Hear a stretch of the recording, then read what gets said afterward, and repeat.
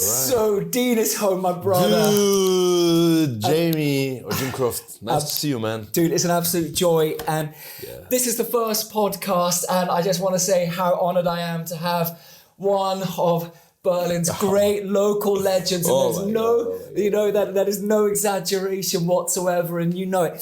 So look, we're going to rustle through different questions and we're going to try and get to the heart of what this great man, DeanisHome, is about. How on earth he's made 21 albums, all independent, in the deepest underground, emerging out like an incredible seed, which is really the way, and there's no stopping where you're going to go, my brother. Thank you.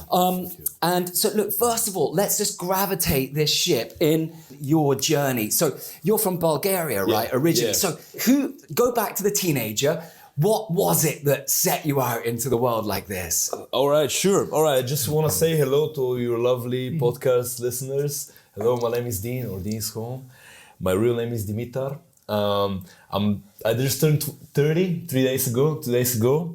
And I come originally from a tiny little city in the mountains called Vratsa. Kind of mountain area, kind of poor economically, depending the other parts of the country. And my music journey started when I was 13, officially. 13. And that was on the drums, right? No, on guitar. On guitar? Yeah. Well, so I did a few kind of big pivotal changes and switches during my journey until now. But everything started when I was 13 years old because of one video game. Which one? Tony Hawk Pro Skater 4. Uh-huh. So I was this 13-year-old guy, and in the time I was just interested in different things. You know, I was playing sports, I was playing a lot of basketball, and I was just kind of, growing up. Mm-hmm. And I was a lot into video games. I started playing video games when I was 7 years old, and I found this game that is called Tony Hawk Pro Skater 4 that had this, the player, you're riding a skateboard. Basically in the game, you have your character, and you're becoming a pro skateboarder, right? So this game blew my mind, and the thing that blew my mind the most of the game was the soundtrack, right? So on the soundtrack, they had these wonderful punk songs, guitar-based then? Yeah, guitar-based. Like the creators of that game, they really wanted to make it authentic. So they wanted to include the music that was being listened to these people that were skateboarding in the beginning of this kind of second wave of skateboarding. They wanted to make it authentic. They included a lot of bands that were not famous. A lot of famous bands, but also some bands that were not famous. Like Minor Threat, for example, or The Casualties, other things like that. And I'm listening to this and it blows my mind.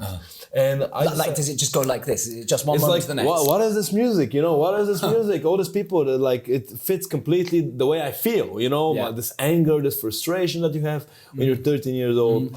And I decided I want to become a skateboarder, So I got a skateboard, and a few months later I decided I want to be a musician.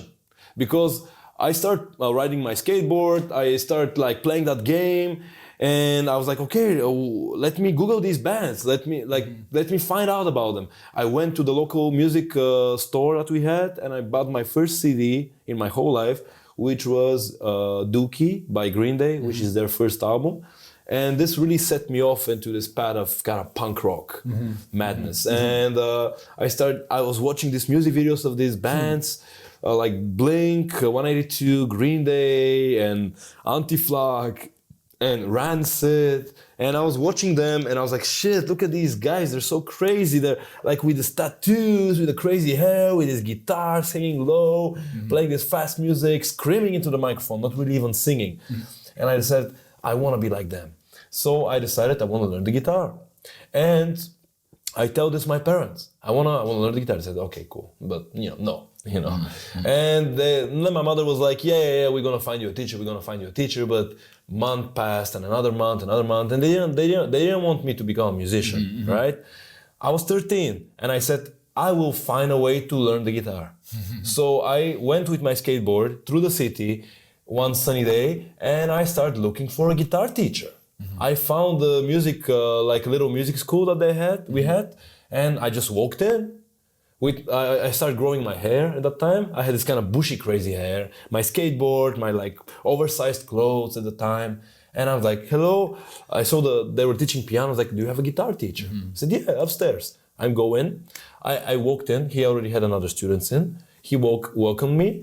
And he said, wonderful, come in 2 days. And I showed up in 2 days later. He just embraced the talent of the young boy. Well, he saw my passion, right? And he brought me in. And I started from zero learning guitar. The magic happened on the second lesson.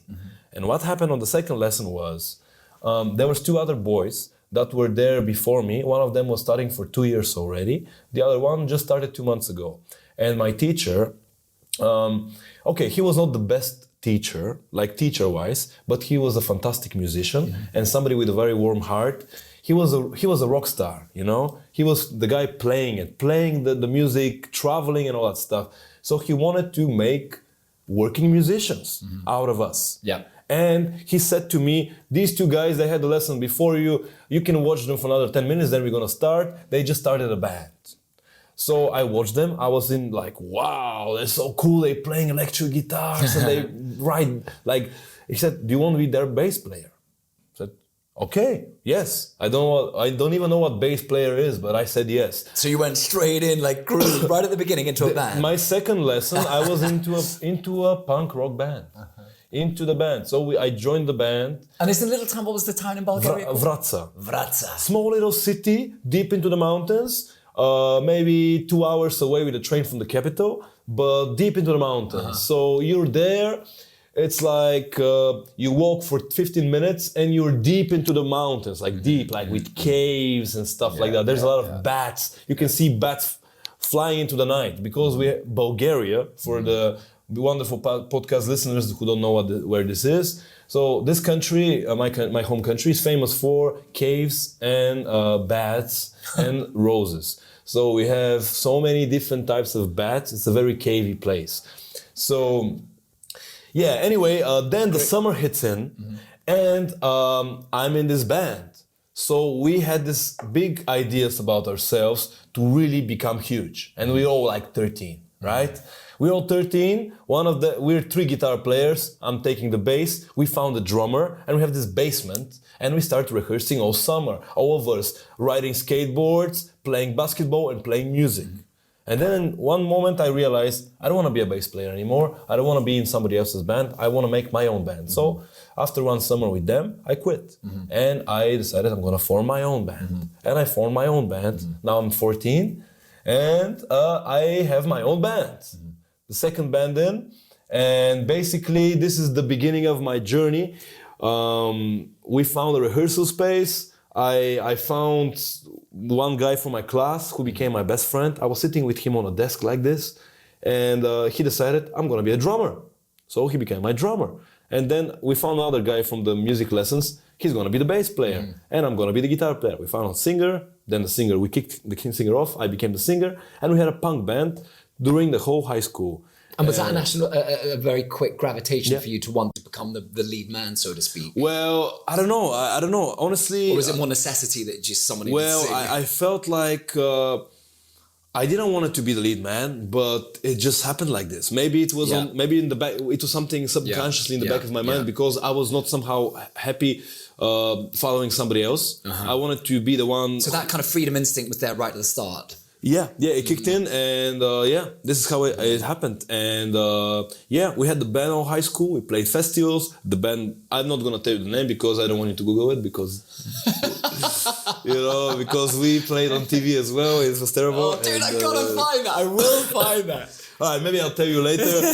But I'll tell you all, ladies and gentlemen. Don't you worry about that. There's going to be no secrets here. But guys, this was the beginning. This was the initial spark. Keep speaking, Dean. I'm checking the white balance. Please. We've got no team here, but you keep speaking. Yeah, I'm just going to keep telling you something. And it was a very magical moment for me because it happened so fucking quickly, so early, and And as a 13, 14, 15-year-old teenager, it's a huge deal for you to be in a band because, you know, all of the other kids, they just have this ordinary normal life and you see yourself as a fucking rock star. That, of course, you're not, but you see yourself.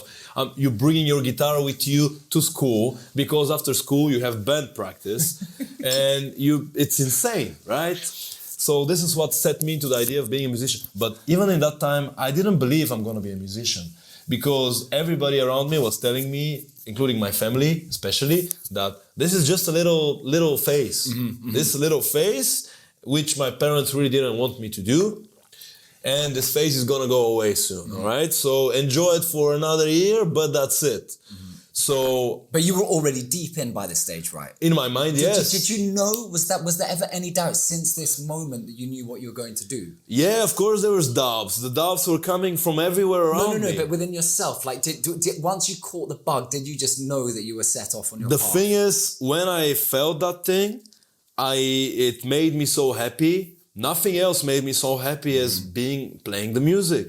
Playing this kind of a shitty music in the rehearsal space, not sounding amazing, but we really felt like rock stars, people. We were 15 years old, all summer break, we had the rehearsal space, we brought all our friends, drinking beers secretly there, playing music all day, and just feeling like rock stars. We wanted to do that with my friends, but all during that time, we were preparing to study something solid afterwards, you know, because... So what were you looking to study at that stage? There was a lot of pressure from our parents in the society, especially that small, poor city of Bulgaria, because we didn't know any successful musicians. Nobody.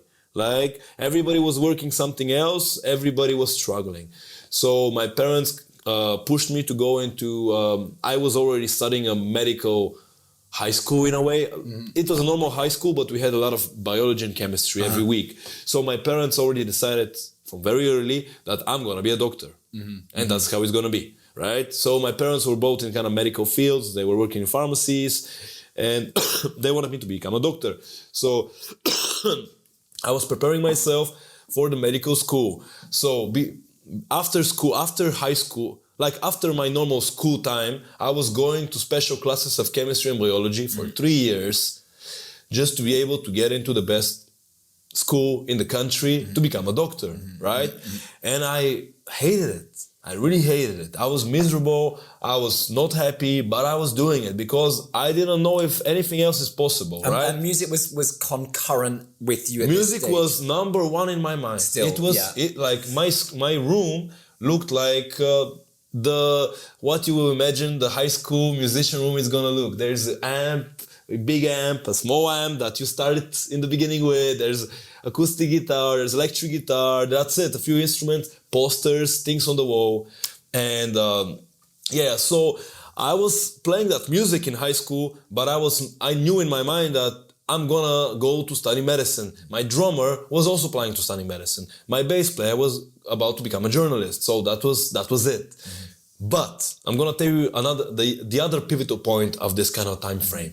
So I had one girlfriend during the high school, Maria. She was so wonderful to me, very smart girl, and she was the one that pushed me to actually go and study music and ditch the medicine. And I'm gonna tell you how. This is the power of a woman over a man, like in a relationship, or somebody that you love that gives you an idea. So it was Saturday, Sunday, I went to my early morning classes of chemistry where we are just practicing the same exams that we are about to do in a university application to go to medicine. So 2-3 years beforehand, I'm practicing these exams because it's very hard to get in. Right? And I'm coming back after 4 or 5 hours of doing chemistry work. And I'm so sad. And I'm meeting her. It's a summer day. It's sunny outside. We go into my room. We lay down. And I'm just laying next to her. And I'm not happy, right? This is like in my last 2 years of high school. So it was coming. Like the application was coming next year, right? And she was like, "What's wrong with you?" And I said, "You know what's wrong with me? I don't want to do this. I don't want to do this." And she said, "Well, what do you want to do?" And it's like, "You know what I want to do. I want to be a musician. I want to study music. I want to be a fucking musician. I don't want to be a medicine person. And I'm not putting this thing down, but it's not a life for everybody, you know? You just know. Yeah. And she said, well, why don't you just study what you like? And I was like, damn, girl, you put me on the spot like this. And it's like, you know, she said this to me and I was like, I felt like, you're right. And I almost felt pressured by her because like we were together 5 years. So like we were like in love. We were like, wow. You know, and Big relationship. and I felt this pressure of like, damn, if my girl is telling me this, am I a man? Am I gonna fucking step up and act strong? Or am I gonna be like, yeah, whatever? No. And I thought about it and I said, yeah, but what if I don't become rich and famous and I end up like a poor fucking beggar, you know? And she said, like, you don't have to become like a fucking rock star. You can study something else that's connected to music, so you can have a plan B. And I was like, that's actually a good idea. I haven't thought about it. What about? And she said to me, because her favorite band was Pink Floyd, and she said to me that, what about the sound engineer of Pink Floyd, like the guy who produced them? He said he made so much. He was so involved in the band, even though nobody knows who he is. But you can be somebody like that. You can. And she said like. And I thought, that's an idea. Maybe I'm going to study sound engineering and producing. Maybe I can work in the radio in the end if nothing goes right. And I said, I'm going to do this. And I told my parents, no, I'm not going to music university, medicine. I'm going to become a musician. And how did that conversation go? What was the reaction? Terrible. Like it ended up in my parents divorcing, you know.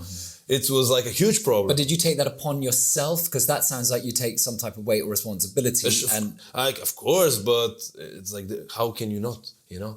Sure. But like, I'm going to tell you in 2 words what happened. What happened was my father... But just to interject, I'm also from a divorced family, and you know, something that I know about is that you interject and you take in responsibility for the parents splitting up. No, I didn't. You didn't, yeah. But you felt, but it suggested what you said, that you took some type of... I took responsibility about my decision, you know, because what happened then... But you didn't take in... No. No, it was a big, like a big fight, and it's not only about my decision, a few other things, but basically what happened was my father said, I'm not going to support a musician, and he just stopped talking to me for like 2 years or something. So, and my mother... So your journey was there was something, I mean, that's a big split with your father for the decision that you made. Yeah, this was like a big thing. Because that's big stuff as a teenager. Yeah, but I'm gonna tell you a little bit more, because the moment I decided I want to become a musician, it was even like at age 13 or 14, which brings a lot of stuff, like you growing your hair, you starting to dress up a little bit differently. I had so much issues with my father since that moment. Like since I had long hair for 10 years up to here, since the moment I was 13 to 23, right? And since the moment, like in the beginning, like my father was always telling me, cut that hair, you look like a faggot. Cut that hair, you know? And this was not one time. This was every day. Every day I come home, it was something like this in the conversation. Every time we eat. So bullying behavior. Huh? Like bullying behavior. In a way, yeah. I mean, I had also bullied in school, you know, for the same reasons, but it was more hard with me, with my father. So what this... But that's a hard, like, a society of reactions to have around you being bullied at school. Sure. I wish somebody was fucking supporting me at home, you know? Well, of course, and you need it all the more so. So how do you think that impacted you, like the experience of being bullied? The reason I asked, Dean, is because, you know, one of the fascinating things and something that I love about you is that when I first met you, I was like, okay, this guy's such a powerhouse. And, you know, to start with, because I've always had kind of difficult relationships with alpha males during my life, also because I've experienced bullying.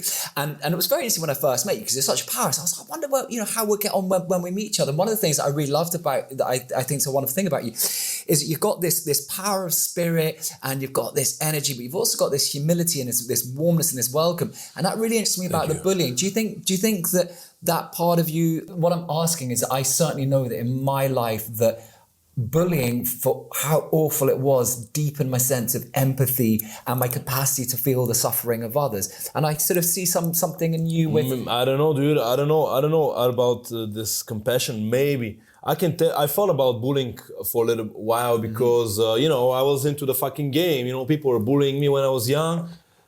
I became tall very quickly. At 13, I was almost the same height as now.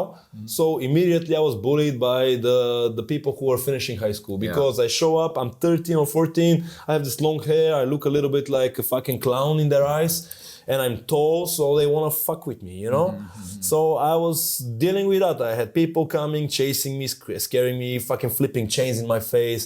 Hey, punk, I'm gonna beat you, I'm gonna cut that hair, you fight, like every day. I'm really coming to street. merciless and nasty and physical as well. Yeah. And so what was the worst thing that happened? Like, well, let me think about it. Yeah. I didn't have people actually beating me up. Like I had people scaring me up. I had people making me fucking scaring me. Like when I was 13. Well, sometimes it's when you're being bullied. It's even worse when it's all psychological. You know what? I'm gonna tell you what's the worst. I'm gonna tell you what is the worst. Give me the worst. Yeah, the worst is when I bullied others. Because and that was a reaction because you started. I thought about it. It's something that you don't want to say, but it's better to say it because it's fucking real. Yeah. So I'm never gonna forget the moment that I was 14 and I also bullied 2 other kids from my school to my class, and when I look back now. But were they bullies or was it just you? No, they were not bullies. One of them had a issue with how they talk. The other person was severely overweight. And so you were taking on the behavior that was being put into you, which is quite often There you go. People bully you and then you do it to somebody. And I remember after I did that, there was one moment that I bullied this guy from my class who had a little problem the way he speaks. And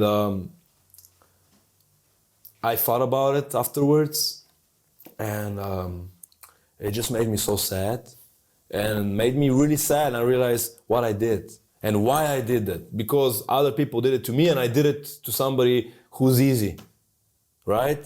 So this is the worst part of bullying, maybe, because you become a bully. You could become, but I think I didn't become. There was this little moments when I was 14 that I jumped a little bit. But I just want to say hold on. Let's just go back there for a moment, because what I find I find 2 things very moving. One, that you can be honest about it, and that because that shows how that you overcame. Because the problem is some people, once they start bullying, they get married to this behavior and it never ends because it becomes like a self-defense mechanism. Whereas with you, so what was the point at which, so it's lovely that you can speak about it, which is very powerful. But also, what was the point at which you realized, no, I'm not going in this direction. I'm not going to inflict the pain that's being put upon me. Well, there was, just a bit after I did it, it was not systemic. What was systemic was what was happening to me. But there was one moment that there was with this guy, and I made fun of him, and he wanted to fight back.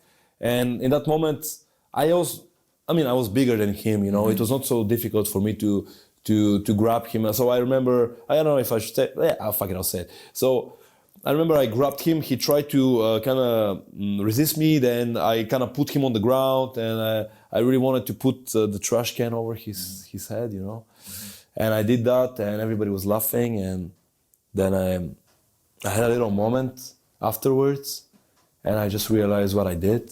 And this was the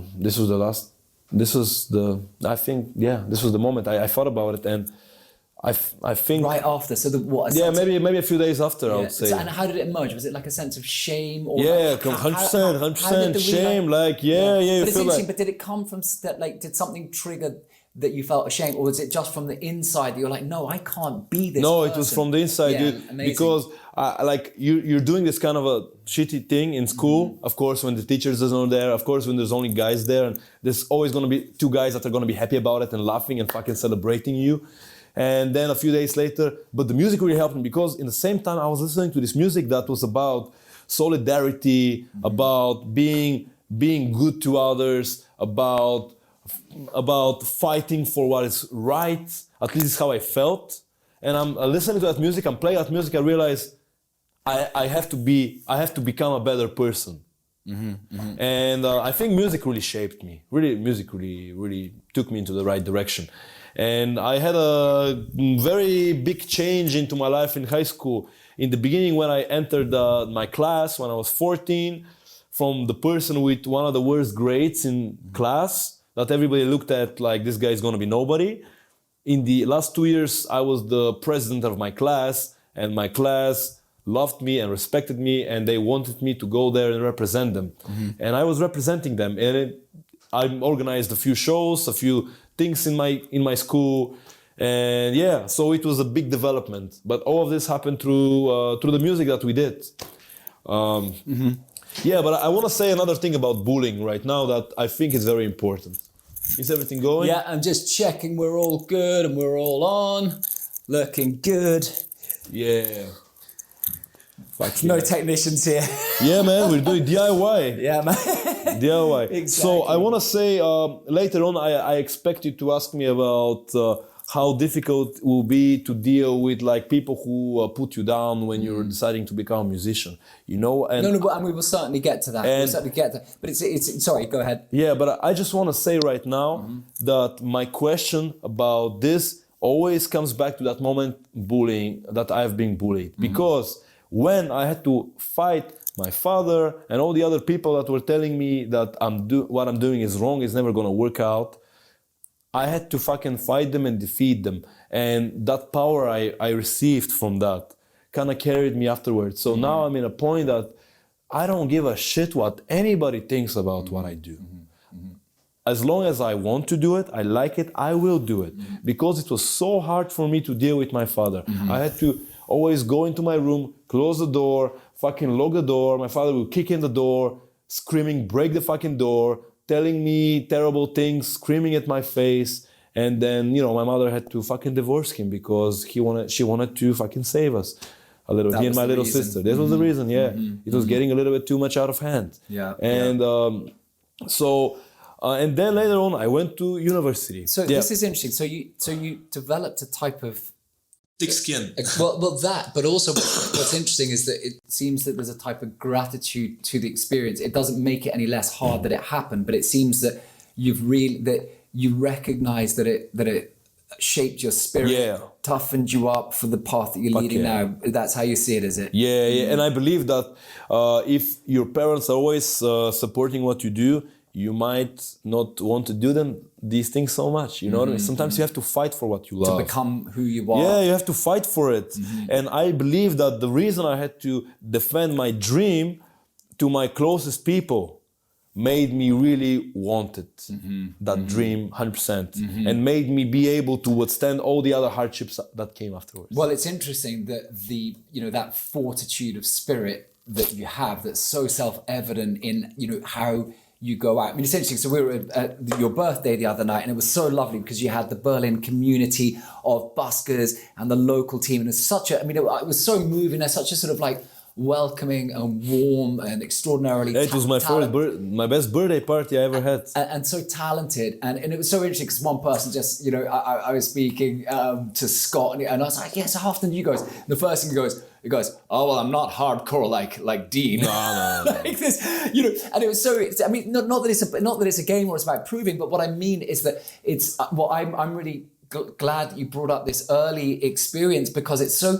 where does strength of spirit come from? Where does courage, where does fortitude of spirit? And obviously there's something in you, but it's interesting that you link it to how the experiences you had. Dude, I will tell you right now that my favorite experiences in my life was the hardest ones. They were not so fun to do, but they were the ones that really put me up. Because what happens is when somebody puts you down, you're here, somebody drives you down and you're here. Yeah. So then you have to really push very hard to get back in. Yeah. And when you reach that, this momentum, this energy doesn't go away. You just carry that with you and you can keep going. Yeah. So when somebody pushes you down and makes you have to push to get back up, then you really straighten yourself. Yeah. So this was number one thing that really drove me to really go. It was my fight with my father about my music. So what we're talking about here is the journey of becoming who you are. Yeah. You know, and I just find it so interesting because, you know, like our relationship with pain and with suffering, because like you're talking about those bullies, you know, it's so often if people haven't actually had these experiences, particularly people who choose to bully others, but then never make this relationship with the world. Like someone once said to me, it's like, look, I can tell in a second, Jim, when someone has been humbled by the world. And I can tell it when I meet someone, I can almost tell immediately when you've got that sense that they have at some stage in their life bowed before the world, before life. They've been on their knees. They understand something about the nature of things. Yeah. And some people, you just feel like there's a bubble. And it's so interesting because you have all this sort of anger and hatred and polarization, all the rest of it nowadays. And it's so interesting to me because there seems such a lack of self-reflection about the consequence of the effect that you're putting out into the world, because we're always assuming nowadays to know what the other person is like. We don't think of the effect that we're actually having. And so, yeah, I'm very interested in this journey of you becoming who you are, linking that early part through to who you are. So let's just stick with that for a while. So let's just jump to the point, because, you know, obviously we've got a lot to get through and I want to get into the creative process and all of this type of thing. But let's just kind of like have a little look. So Dean is there. You went to music university, right? Yeah. This was also a very interesting moment because I realized I want to become a musician, go to music university 1 year before the graduation, which is very, very short time. Usually people in Bulgaria, they prepare themselves 2 or 3 or 4 years in advance where they want to go and study in university because you need a lot of time to really prepare for the exams. The exams are hard. So I had 1 year to get myself ready, and I got myself ready with guitar. I prepared a few pieces. I did a little theory, and I got into university with sound engineering, right? What university? The university was called New Bulgarian University, NBU, which is one of the 3 universities that you can study this. You know, were you already playing drums there? No. So I got in with guitar. And I entered the university. It was weird because it changed the dynamic with my band as well, because all of a sudden, with these 3 guys that played together for 5 years and were best friends, doing everything together, and they all had this kind of collective plan for themselves to play music and then jump into the normal world and become normal people. But I was the black sheep where I jump out. I was like, no, I'm going all in, yo. And this broke the band. I'm going all in, yo. That was your attitude. Yeah. And this broke the band. This was really hard for me. This is number 2. But so this is interesting, right? Like, just to jump in there, because I was in 2 bands before I became a solo artist, right? Okay. And I always wanted to be in the band with a team, with a collective. You know, I was a very social animal, wanted the group, wanted to be kind of like a bunch of people you know, against the world, for the world, but, you know, as a collective. And it's so interesting that you also had that sort of breaking period, because part of my journey was that journey that I had to get out on my own eventually, because it just never worked being in bands. I mean, for the different reasons, but, you know, I think something was emerging in me that was leading to it. But it was just, you know, I mean, bands are like a sort of, they're more complicated than the United Nations. You know, all the different opinions, you know, every sort of like little decision. So when the chemistry works, they're absolutely amazing. But I'm just interested at this point, because it was a rupture for you, but you were also, it sounds like you were quite a band guy and you were with your buddies and stuff. So how was that experience? Well, I'll tell you, like, imagine you're a band with your best friends in the entire world. You spend all the time with them, these 3 guys, best friends. We're best friends. And we play music. And all of a sudden, what changes? What changes? What changes is that you now have a different dream than me. And that's enough. That's enough. Because this means that if you decided you're going to go all in with music, and me, I didn't decide that, this means you're going to push a little bit harder than me. This means you're going to invest a little bit more time. And now it's already different. So, but let's rewind a little bit. So I got into university with guitar, and I realized I don't like this at all.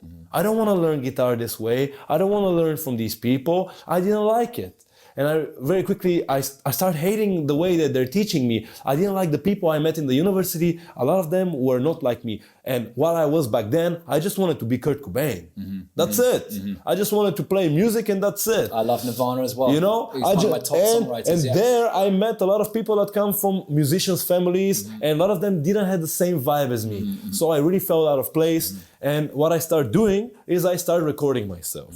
Why? Is because I just got in the university, studying recording, and immediately I received an offer from one band of my friends. They said, Dean, you're a sound engineer now. And I just got in the university. Can you record us? And I just, sure. I go in to record them. I had absolutely no gear. I had nothing. I had no experience, nothing. I got in, I recorded them. It was terrible. And I realized, shit, it's terrible. It doesn't sound good. So I have to practice. And I decided, who can I practice on? Myself. So I started recording myself from the first semester. What were you on, Logic or Pro Tools? Cubase. Still on Cubase, Still on Cubase. I just, I'll tell you later why. But anyway, so I started recording myself, and they didn't let me to use the drums because the drum room was only for the people who study drums, and there was just like a few instruments in the university, and it's kind of tricky to get the key, whatever. So they denied me the access to the drums, and I said, no, I need to play the drums for the recording. I have to record the drums. I said, what can I do? What if I start studying the drums? This is my... So you started studying the drums so that you could get onto the drums? Yeah, dude. Dude. Oh, man, that's such a good reason. Yeah, this is the idea. This is the whole idea. But that's it. It's making your path at every step, isn't it? Yeah, it's like nothing like to feet. Right, if they won't give me the keys to the drum room, I will start playing the drums. Yeah, because I'm not studying drums, I'm not gonna start. So I found there is a way that I can switch. And luckily for me, there was one guy who studied the drums at the same time who wanted to switch to guitar. In the same moment. So there was an option for us. But hold on, you had to switch from guitar onto drums. Yeah. You literally. And your motivation was because you wanted to be able to record the drums. Yeah. And so you just felt like your guitar playing was proficient enough and you were already on your way and it was self-running. Well, I didn't want to learn the jazz chords. I didn't want to do these things. I didn't want to play like notes on the guitar. I just wanted to fucking play rock and roll. And or actually in that moment of my life, I was a bit getting tired of the rock and roll. I had 5 years of punk rock with the band. I started founding the indie folk music. I started diving into...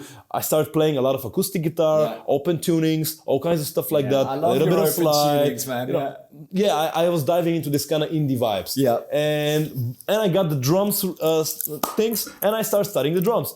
So this was another point, because then everything switched. Everybody started looking at me as a drummer. I had to see myself as a drummer. So I had to really learn something very quickly that I never did before. But somehow it was working. It was working. And did that sense of groove, like, was it just there to start with? Because drums isn't easy for some people. They told me yes. Yeah. Well, honestly, I believe with the drums, there's two types of people. You either have it or you don't have it. And I'm not here to say that if I have it or not. I just say that some people have it, some people have it. Well, the thing is, there's people who play drums for 10 years and they are not good drummers and people cannot play with them. There's people who play drums for a year or less and you can play with that person. Well, it's so interesting, is it's just that innate sense of time, because I think you can learn anything, but what I find very interesting is that when it comes to drums, that sense of really, really holding time, of not swaying from it. Because, the thing is, when it's right here. Well, and it's like, so there's a guy that I play with, Dan Talander, who's one of the great local players. And I mean, he's just, it's absolutely extraordinary how he does not waver in time whatsoever. Yeah. Nightmare if you start the song off too slow as you're on acoustic, because he just comes in on time. It's like shit, But the thing is, it's so interesting because the easiest thing to do, with a drummer is so often, us guitarists, we like to push ahead of the beat. And so, a drummer, if he gets excited, will just go ahead. And then suddenly you can find you're 20 miles per hour,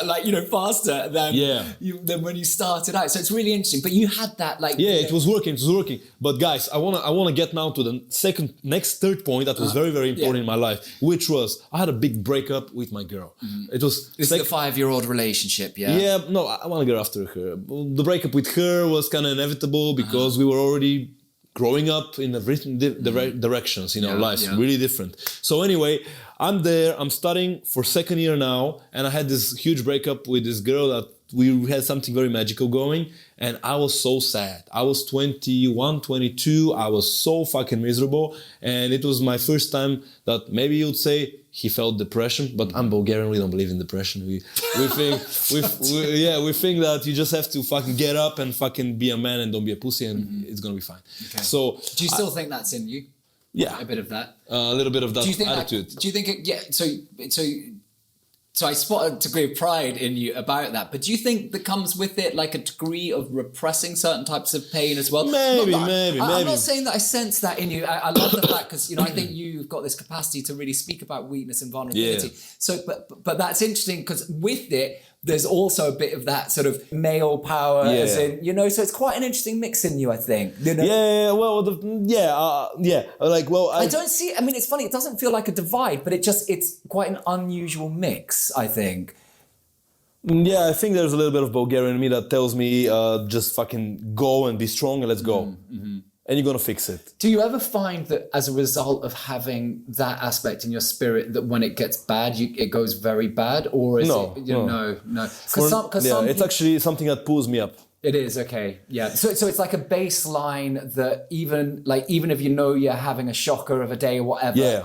And what role does the discipline of... I know we're back, where you were at university. No, in fact, let's come to the discipline later and stay exactly where you're at. So you went down in your mind for the I was super down. I was super down. I was laying on the ground, crying, not feeling nothing, just feeling terrible. Did she end it? No, I did. Okay. It was just... so what, it was a conflict between love and truth, or what was it? It was what ended it was, I think she was doing some drugs at that time, and in my life, especially in my teenage life and my early 20s, I was super against any type of drugs, everything. Where did that come from? It came from one of my best friends dying when I was 16, and me singing on that funeral. Yeah, and my little sister almost dying with him, so that's where it came from. And then it really made me be like, nope, I'm not doing nothing. I'm just gonna fucking drink water, maybe a beer, and here keep everything, And anyway, so were you not even drinking alcohol then in your teens? I was drinking in my teens a little bit, in my early teens. In Bulgaria, people drink when they're young, but I was kind of over with it in the end of my teens, so I didn't drink so much in my university years, honestly. I had a big break of any types of substances from my early 20s until I moved to Berlin. But I had this big breakup and I really wanted to fight that emotion, and my initial reaction was to escape. So I was looking for ways to escape. I wanted to escape the country. Yeah. Everything was reminding me of her. So I found out there was this options for students to go to America and work. For one summer. And it was only presented to students because they didn't want you to fucking stay there. They wanted you to come, work something shitty and go back, And I said, I'm gonna do this. I'm going to America. And I never traveled abroad before. I haven't been abroad. And I said, I wanna do this. And I told my parents, I wanna do this. I'm gonna learn about life. I'm gonna learn about the world, and I'm gonna make some money for my studio. But the real reason was I wanted to escape everything. But Was this your first escape, Dean? My first real escape, yeah. So dude. where did you go in America? Upstate New York. Yeah, I went to upstate New York to... your eyes glowed just when you mentioned it. It was insane. It was one of the most important moments of my life. I was 21. I went there, do a general labor work. I was hired to cut grass in a golf court.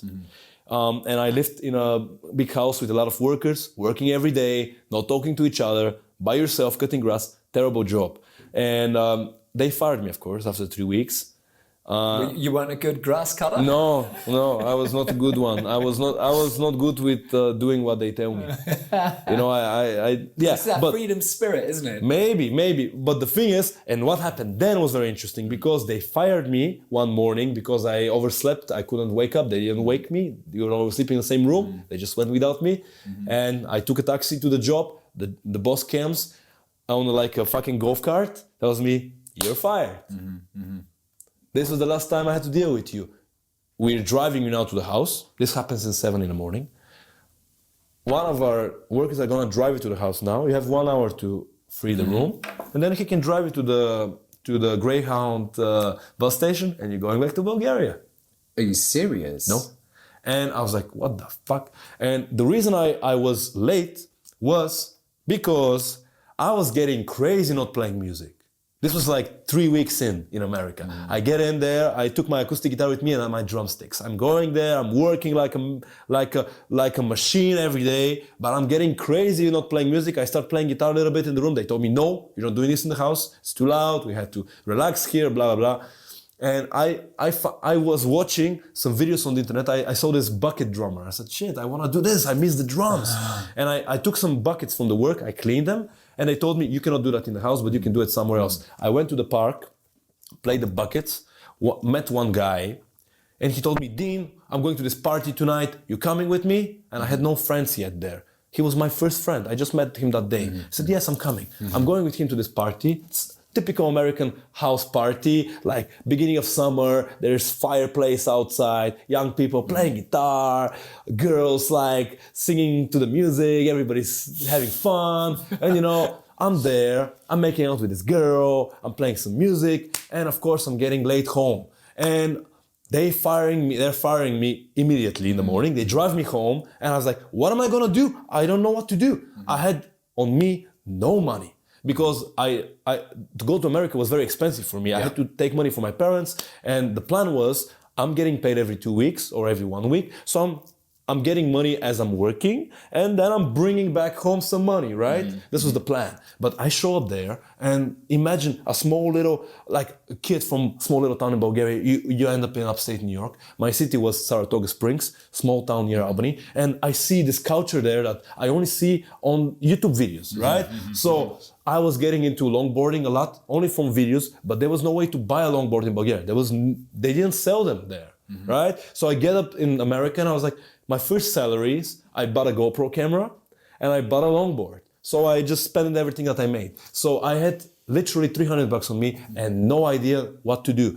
And I called the girl that was the host of the party. Of course, she doesn't pick up the phone at 7 a.m. after the party. I called the guy that I met.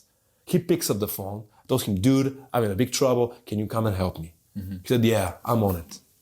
And he came. He came right away with his car. Wow. Yeah, and I'm like packing all the things that I had like there in my like my suitcase, my things, like all the food in the fridge that maybe is gonna survive a few more days, like taking the milk, taking the fucking cereal that I bought, you know, and getting everything together. And the workers are surprised. There's a guy waiting for me with a car outside of the house with a long hair and guitar, you know. His name was Will Jensky. He became my brother, my blonde brother, as I call him. And you're still in touch? He killed himself, unfortunately. Christ, but yeah, I'm sorry too. But yeah, he saved my life. That's I'm singing about it in one of my songs, like because yeah. He saved my life, but also unfortunately I was not able to save his life. So there's a lot of loss there as well. Yeah, but it made me stronger, I assume. But anyway, the story was he came and we went to get a coffee, and I'm thinking, what am I gonna do with my life? I'm calling the company that I used to go to America. They tell me, you have 1 week to find a new job, a new place to stay. Otherwise, you're getting deported. I was like, what? I had no idea what to do. And I'm looking at my options. I have no money to rent nothing right now. And I heard from another musician, because even though I was there only for 3 weeks and I didn't know nobody, I saw a few musicians and I was able to speak with them a little bit. And one of them told me about a place in the city called SOS, Shelters of Saratoga, which is a homeless shelter, which one of them lived in. So I was like, maybe I can live there. So I went there and I got a bed. And I started living in a homeless shelter, which was a very special place. How long were you there for? 5 months. 5 months. Yes. You know, because you dropped a comment on one of my reels. Yeah.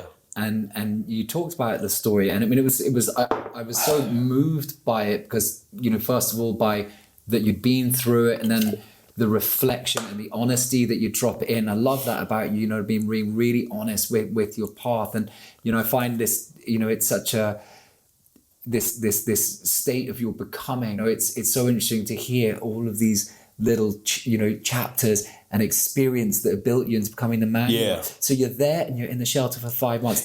Tell me about this. What was your experience? Yeah, I'll tell you right now. What were the people like there? I'll tell you, this is one of the most interesting moments of my life. Honestly, I made a book about it. It's called Going to America. It's on Spotify and Apple Music and whatever. So you can listen to it. The reason, like, what was it like to live in that shelter? First of all, you were not allowed to live there for more than 2 months. But the lady that was running the place, she was very wonderful, and she realized very quickly, I'm not there to cause any trouble. I'm just young boy from East Europe who came to America to try to make some money and leave, and I don't want to give them any trouble, and I just don't have money. So she allowed me to stay there for as long as I needed, which was until the end of the summer. So okay, first of all, that shelter was not your ordinary shelter you imagine. So there was no rats running around, there was no people sleeping on the ground in the big rooms. It was like a real house. So it was a beautiful house with 3 floors. It had, how many people? I would say not more than 40. So there was 25-ish men and 15-ish girls. Sorry, what was the process of you being taken in? Yeah, the process was you were being interviewed, and there was a lot of strict rules about on the house. For example, you're not allowed to take any drugs whatsoever. No weed, no nothing. You cannot drink a beer, because every time you come to the shelter, there was specific times you have to come in, and there's specific times you have to leave every morning. And when you come in the night, only in the afternoon, you blow in this machine and they check. And if you've been drinking, if you've been smoking weed, you're out. So this one of the things. You cannot take anything. You have to be there on time. There are strict rules you have to do in the shelter. Like there was this limited space, only like 25-ish men and 15-ish women. So there was people who wanted to get in because it was warm, there was free food there, and it was a nice place in the city center. But the people who were there, they were not junkies. You cannot be stealing, you cannot be doing stuff like that. And you had to be working there. So they put your name on a big whiteboard, and every morning they flipped it up a little bit, so you receive a different task. So your task could be clean up the hallway upstairs, or clean up the kitchen, or help with preparing the food, or help cleaning after the breakfast. So you're a part of a community. Yes, they put you in a community. There you go, and you have to go once a week to speak with a psychologist. And the idea is they want to take these people who had hard times and to bring them into to help them up, to rise up. So they want to help you find a job. They want to help you get out. So the people that I met there were people who were coming out of prison and had nothing. What type of ages? Like across? Okay, I'll tell you. The youngest person that I met there was so there was people coming from prison. There was people coming from mental houses, mental hospitals, and those people were, all of them, they had nobody. So there was people that were kind of, there was one young boy that was easily like, I would say 19 or 21 maximum. And he was just like, he would have wake up in the middle of the night and scream. And that's it, And there was... So very traumatized people as well. Yeah. So we were all living in the common rooms. So did you say it was guys and girls, or was it just... Separately, guys and girls, separate floors. So the girls were downstairs, the guys were upstairs. The middle ground was the common place that had a kitchen and a TV room, library, and place to wash your clothes. So you go there, you receive your bed and a number, and you can go there. It's your bed. There's a little box that you can have your belongings, and it was so safe there that I could have just leave my laptop on the bed overnight. Nobody's gonna touch it. The problem was there were people coming and going and moving around. So there could be a new guy sleeping above me. There was these bunk beds, so maybe 3 bunk beds or 4 bunk beds, so 6 or 8 people in the same room usually. And every morning you wake up at 9 o'clock. You have to leave the place. This is the last you can leave. So you wake up at 8 or 7:30. You do your house work for 15 minutes up to half an hour. You make breakfast. You're allowed to take some food with you, which I always did. And then you have to go and you can come back from 5. Okay, and so what was your day? I'll tell you. Yeah. I'll tell you. Because this thing happened, and I still had to find a job. And I was not allowed. I called my people, my company, and I told them there's this homeless shelter. They said, no way, you cannot stay there. So what I did was I gave them a fake address of where I was staying. I gave this girl's address. And I stayed in the shelter. So, and this was first problem solved, where I'm going to sleep. Second problem, what am I going to work? So is this where the paint cans come in? Or? No, doesn't it? No. So I take my friend Will Jensky, and I said, dude, I have to find a job. He said, dude, he comes from a different city. I came here for the summer to visit my uncle. Let's get jobs together. And he said, how am I going to do that? He said, no, come with me, I'll show you the American way. We went to the library. We started writing each other's CVs, and they were fake CVs, you know? You know what I mean? It's like, because we realized at the beginning of the summer, there's a lot of jobs in restaurants and bars. They need people like that, but I had no experience. Yeah. So I wrote some stuff, and I put some names of bars and restaurants in Bulgaria that I checked on Google, but honestly, I didn't. So it was your first invented life, yeah? Yeah. So we made these things. He said, we're gonna print them. We're gonna put them in envelopes. We're gonna go to every coffee shop and everything. We're gonna give these things away, and we're gonna find jobs. And this is what we did. We put both of us like shirts, tied our hair. We both had like long hair, and we went walking through the city trying to find a job. They didn't accept me anywhere. Like, I went there, immediately asked for the manager. I wanted to speak with him, blah, blah. Wow. And they didn't give me the job. So second day, I decided, let's split up. We do it on our own. He found a job washing dishes in one place. I didn't find anywhere. And I was already freaking out. What am I going to do? We're sitting on the ground, eating sandwiches. And I see this Indian place far into the distance. He said, I didn't go there. This Indian restaurant. And I said, I didn't go there, I'm gonna go there. My friend said, no way, this is a family-owned Indian restaurant, they're never gonna take you, white boy from Bulgaria. And I said, I'm gonna try. And I'm going in, they're already closing. I asked to see the manager, he comes in, looks at me a little bit like this, a bit angry, like, I wanna work here. There's my resume, I'm gonna be fantastic for this place. It's the beginning of summer, you're gonna get busy, you're gonna need me, let's go. You know, I was very confident.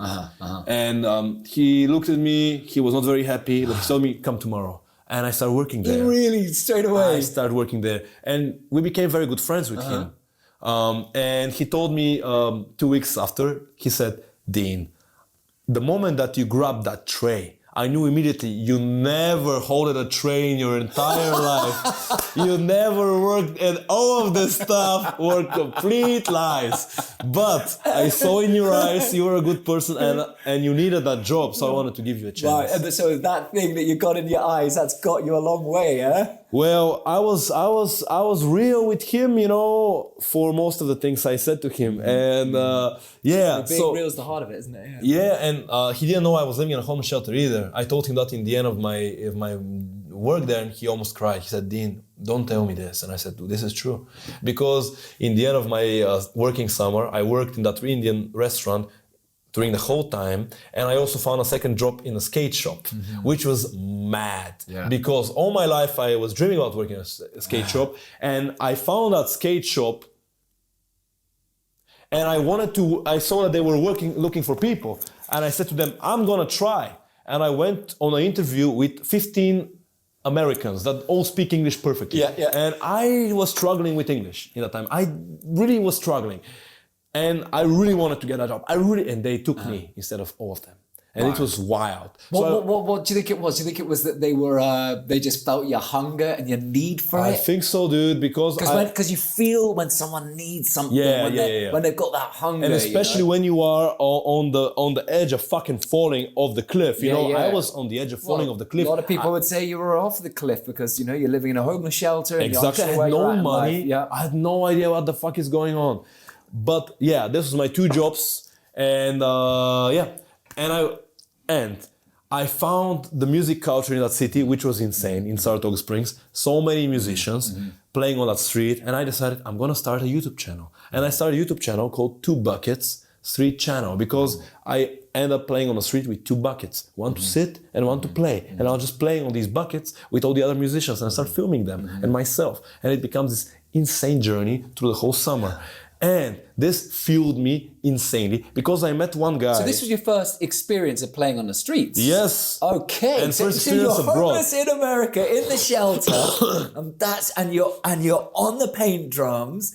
And the drums, you got onto the drums because you wanted to be able to learn them because you were not being allowed to. So it's so interesting stringing it all together. And then now you're on the streets, you work in the Indian restaurant, and you're in the skate place. And that's the birth of DeanisHome as we know it. Yeah. But then also I get kicked out of the homeless shelter twice. So I end up... What were you doing? I'll tell you what. Well, after my job, which my job finished at midnight... I had that, they told me, okay, for you, just because you work until midnight, you can come right after, but you have to come straight home.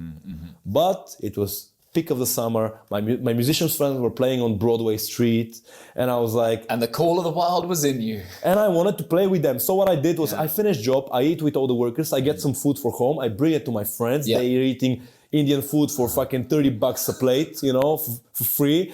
And I'm playing with them for 2 hours. So some of the workers in the shelter saw me doing that. And of course in life, even though there could be some people that like you, there's always going to be some people who don't like you. That's how it is. So some people in the restaurant actually took issue to what you were doing? No, in the homeless shelter. They didn't homeless shelter. Sorry, I misunderstood. Yes. So somebody working in the homeless shelter find out after work, I was playing on the street, buckets, and playing guitar. But that's interesting. A young man is trying to make his way out, making a few extra bucks, and they told me. So it's very controlling then. Yeah, I showed up, and the guy told me, you have to leave. And I said, can I even sleep until at least tonight? He said, yeah, but tomorrow morning you have to pack up your stuff. And then you had to leave properly, or just for, that was that you couldn't stay there anymore? I had to leave. So where did you go after that? That's interesting story as well. Yeah. Well, what happened? So hold yourself, because this camera is beginning to overheat. So I'm going to turn it off. Okay.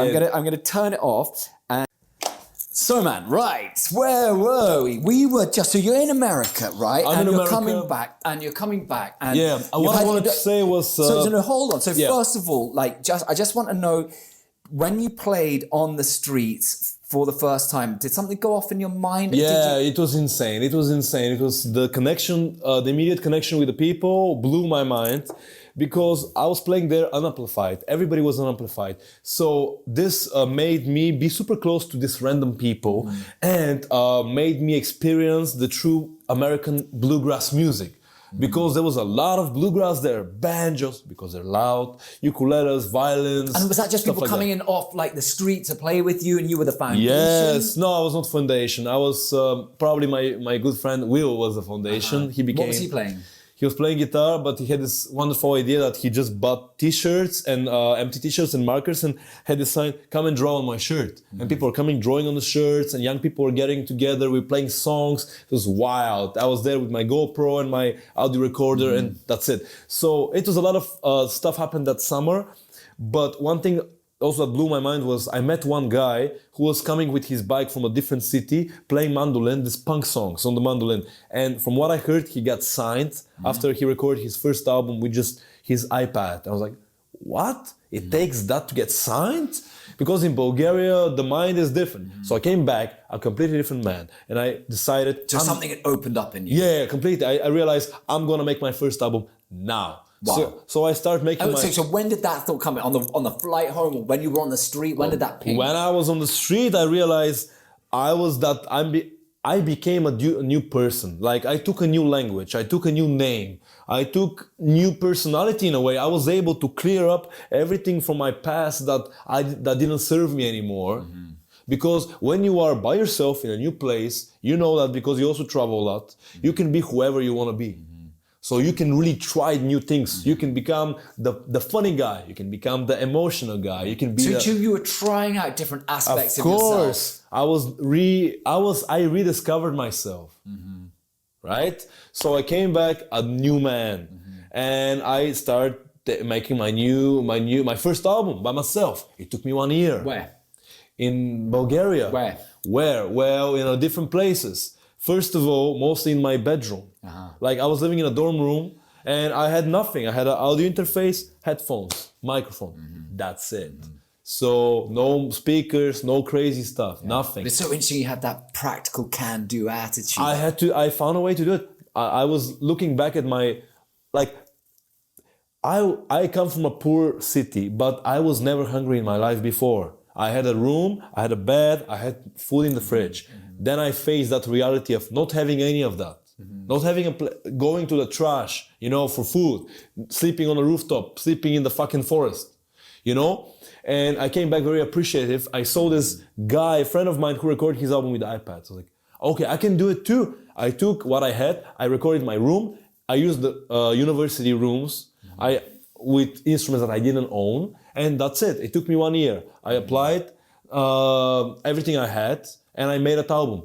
But then I was not ready. It was not over yet. I had this spark of traveling and rediscovering yourself was burning in me, and I was going crazy. So I was looking for opportunities to travel and leave my place and see what else is there. So I started looking for opportunities to travel. I didn't have money to travel. I didn't have connections to travel. So I looked for whatever I had. So I found this programs for students called Erasmus Plus, under the umbrella of Erasmus Plus, where if they accept you, you can go to study abroad for 1 or 2 semesters. And European Union pays for that if they accept you. So I applied and they accepted me in multiple places and I went to Germany. So where about? In Essen, west of Germany. But before that, I was so pumped because I came back from America where I did the impossible, that for me it was impossible, but I did it and I survived it. I came back, I recorded my first album, I made my first music video, and I felt like on top of my game. I was 21, I felt I can do anything I want. So then I decided, let me try to break another fear. That was the biggest fear of my life, which was fear of heights. And I decided I'm gonna take paragliding course for flying, becoming a pilot for paragliders. And I told my parents, like, look, I applied, they accepted me with full scholarship to study in Germany. I want to do this course to reward myself and learn how to fly. I said, no.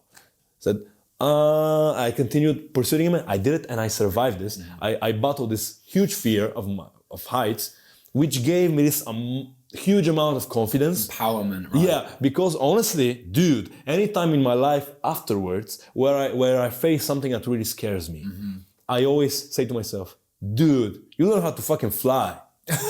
You're a pilot. You can fucking do this. And you come from a town where the bats come from, so you're both Superman and Batman. Yeah. So, long story short, I did my flying thing, which was huge. And this was just before I went to Germany. Then I went to Germany to study drums, Schlagzeug, in a jazz university in Essen. Oh, did you? Jazz, really? Yes. So, but this in the Erasmus or afterwards? Erasmus. It's the Erasmus, Erasmus, they put me in this very high-end university. So the jazz was kind of hunting you in the end, man. No, you tried to get away on the exactly. It came back. It came back to me. But it came back to me in a perfect way because drums, jazz and drums, really, I really love them.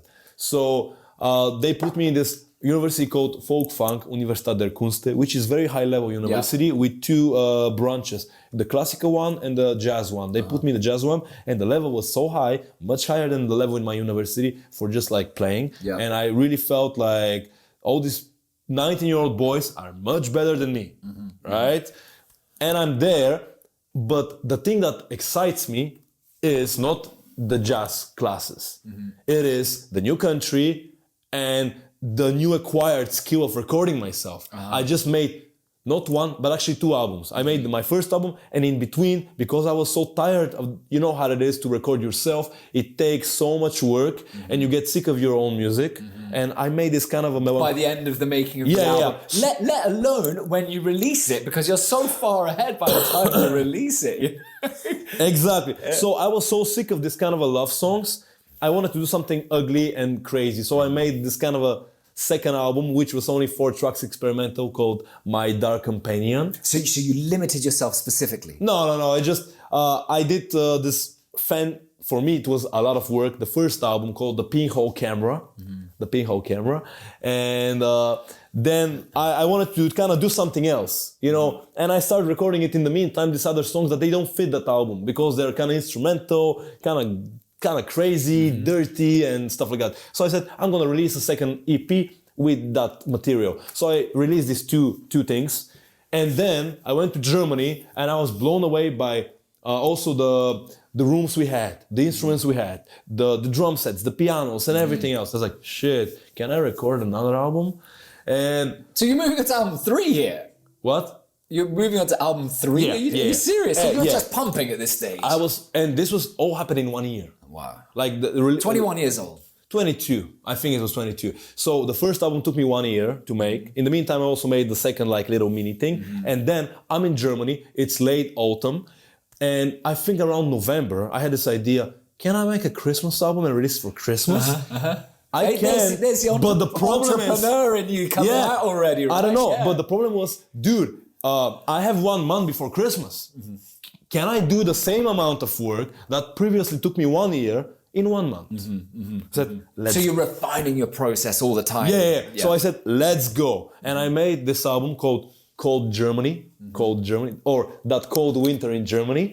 And this album is all kind of Christmas orientated. Acoustic guitars, glockenspiel, tambourines, stuff like that. And I remember I'm meeting my German drum teacher.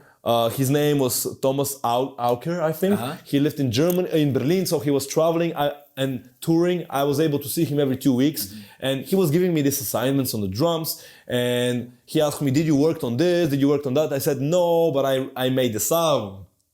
And I was so proud of myself.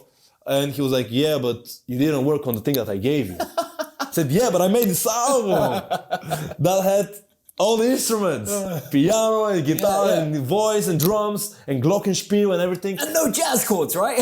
No jazz chords.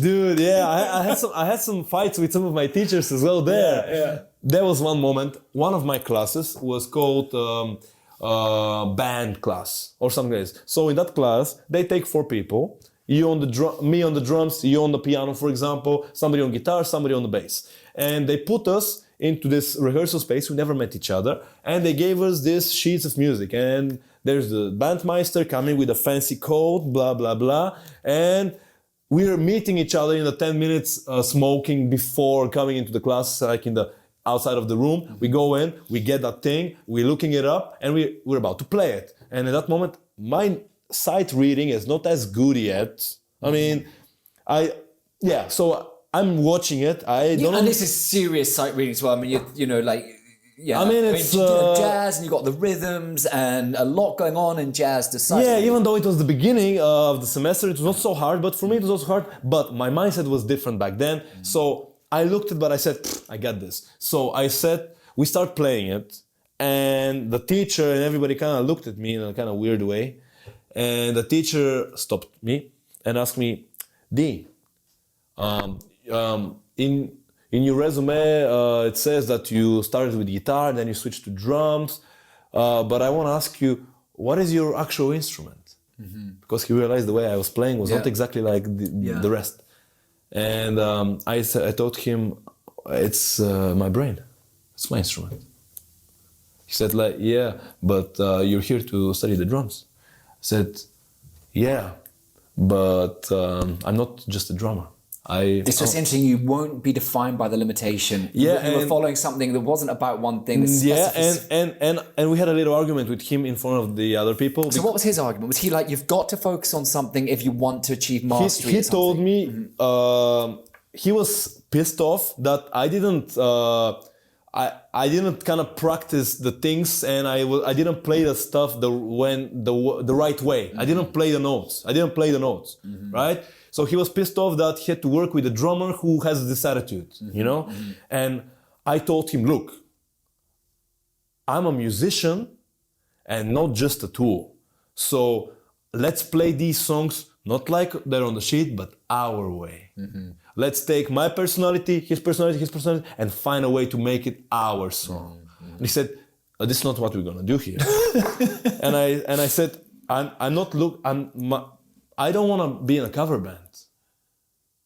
And he said, and he was now getting a bit pissed off. And the other musicians too.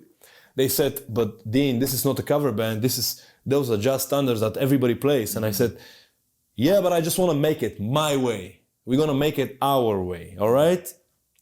And the teacher was like, okay, I think we're done for today. And he kind of freaked me from this class. So I realized, all right, my place is not exactly in that classes. I have a different mindset. So let me see if I can manage to fucking finish this and take the best out of it. And, you know, my drum teacher told me as well the same. He said, Dean, I see that you like your level of only drumming.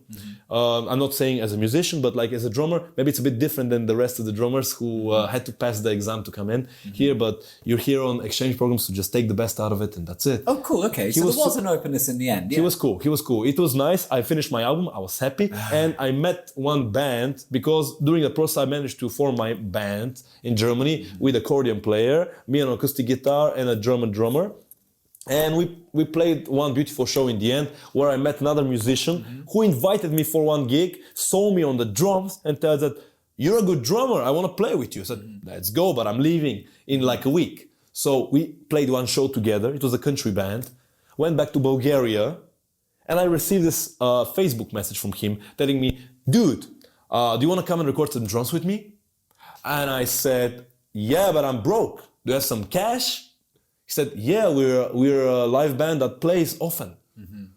In that time, I'm back in Bulgaria. I finished my semester and I'm looking at my summer that's about to come and there's no prospects for me in Bulgaria. And I'm like, this message that I received was like, maybe I'm gonna go to Germany and be a fucking musician.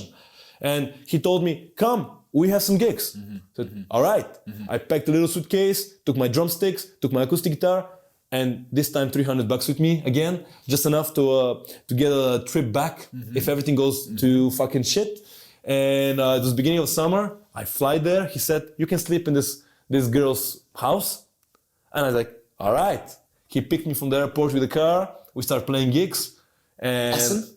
Yeah, in Essen. And we started playing gigs over NRV, the whole area, and also Netherlands. We were playing a little bit on the street, but also mostly gigs. And this is where I saw what it really means to be in a live working band, where everybody has a position, but it's all good, and we all go and we play on the street, but professionally. In a way, big PA, drum set, two big PAs, like drum set, mics, electric guitar, bass, sometimes acoustic guitar, and it was like live country band. And I was in that band, and the first time in my life, I was making money only from music, really. And it was, again, a little bit of a dog life because I was changing the place I was sleeping. It was kind of ridiculous, but it was like this light bulb moment, like, boop, I can do this. It's possible. You don't have to be famous to live as a musician. You can do it. You can do it in a working way. Exactly. You just need a working band that works. And you can just go and do it. And we did it. And I started developing this kind of a love for the banjo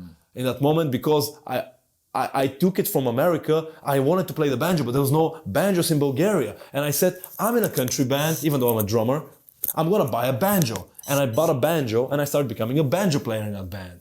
So everything was kind of getting more and more together. Right? Came back to Bulgaria.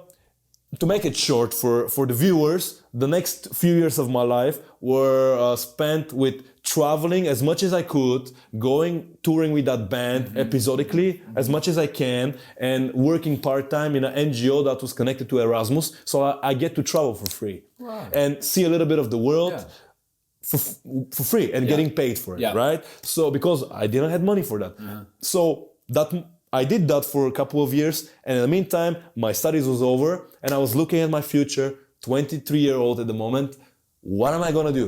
Nobody around me in Bulgaria was surviving from music successfully. Everybody was struggling like shit. So you'd already passed through a threshold at this point. I was looking at my future, and it was not looking bright. You were earning, and you were. But I was earning, but I was doing it only when I was out. When I was out, I couldn't do it in Bulgaria. I did it outside of Bulgaria with this German band, right? So the prospects weren't. The prospects weren't there for you as a musician in Bulgaria. In Bulgaria, nobody was doing it, and I was like, shit, what am I gonna do? I'm graduating now. How am I gonna fucking survive this? And I was like, what I had was this insane drive. and this feeling that I can do anything. Because I wanted to join that, I found that NGO, for example, that was doing Erasmus stuff. I immediately wanted to meet the president of the NGO. I wanted to see him for coffee. I met him, boom, it happened. So, anyway, I found out through one of the singers that were in my university. She told me about one guy that she sometimes plays with her, who is known. She knows he goes and plays on cruise ships in Norway. I was like, really? That sounds like it works. I was like, I have to find this guy. So I heard where he goes to play, which open mics he plays. So I started going to these open mics. In that moment, I was already like a much better drummer. I was kind of worked on by like playing in this foreign band, whatever. So where are you at the moment? Just locate us again. Living in Bulgaria. Living in Bulgaria. In Sofia. Last semesters, I traveled a little bit. I lived in America a little bit. I lived in Germany a little bit. Then I went to Germany for another 6 months because with this band, even though I went with like little suitcase and a little bit of money, and the idea to stay for 2 weeks, I stayed for 6 months. So I had a little bit of kind of I felt myself as this kind of a world traveler dude, you know? Because I was going to this different countries, Scandinavia with this Erasmus thing, and I was looking to leave that place. I was looking to leave Bulgaria. I was looking for opportunities to go, right? So I found about this guy who works in cruise ships, and I wanted to hunt him down. I went to this open mics. I met the guy, and I started meeting him more often. And talking to him, I realized he's in this band that he's about to go on another trip to Norway, but they need a drummer. And I said, that's me. Again, just yes to life, right? Yeah, and I made him convinced. He called the band leader immediately. The band leader comes tonight. That night. He wanted to test me right away. So the guy comes. Like 40-something-year-old guy who does it for 20 years. Only cruise ships, mostly in Norway. And he's Where's checking the me out. company based? The way that this thing was working is like in Norway, there is a company for the last almost 25 years, whatever, that some Bulgarians found because and they're bringing Bulgarian musicians to go and play there because Bulgarians are playing for much cheaper than the Norwegian musicians, like 8 times cheaper, 4 times cheaper than the Germans, and that's it, you know. It's so interesting that you've got this sort of like this micro exploitation, like even within the musical scene, it's just like it's shocking. But dude, I'm gonna tell you, it's shocking that when you hear it. Yeah, but that's the reality because I'm gonna tell you how much I made on the ship, and like you and me right now, we're not gonna work for that money here living in Germany. Nobody here in Germany is gonna do this.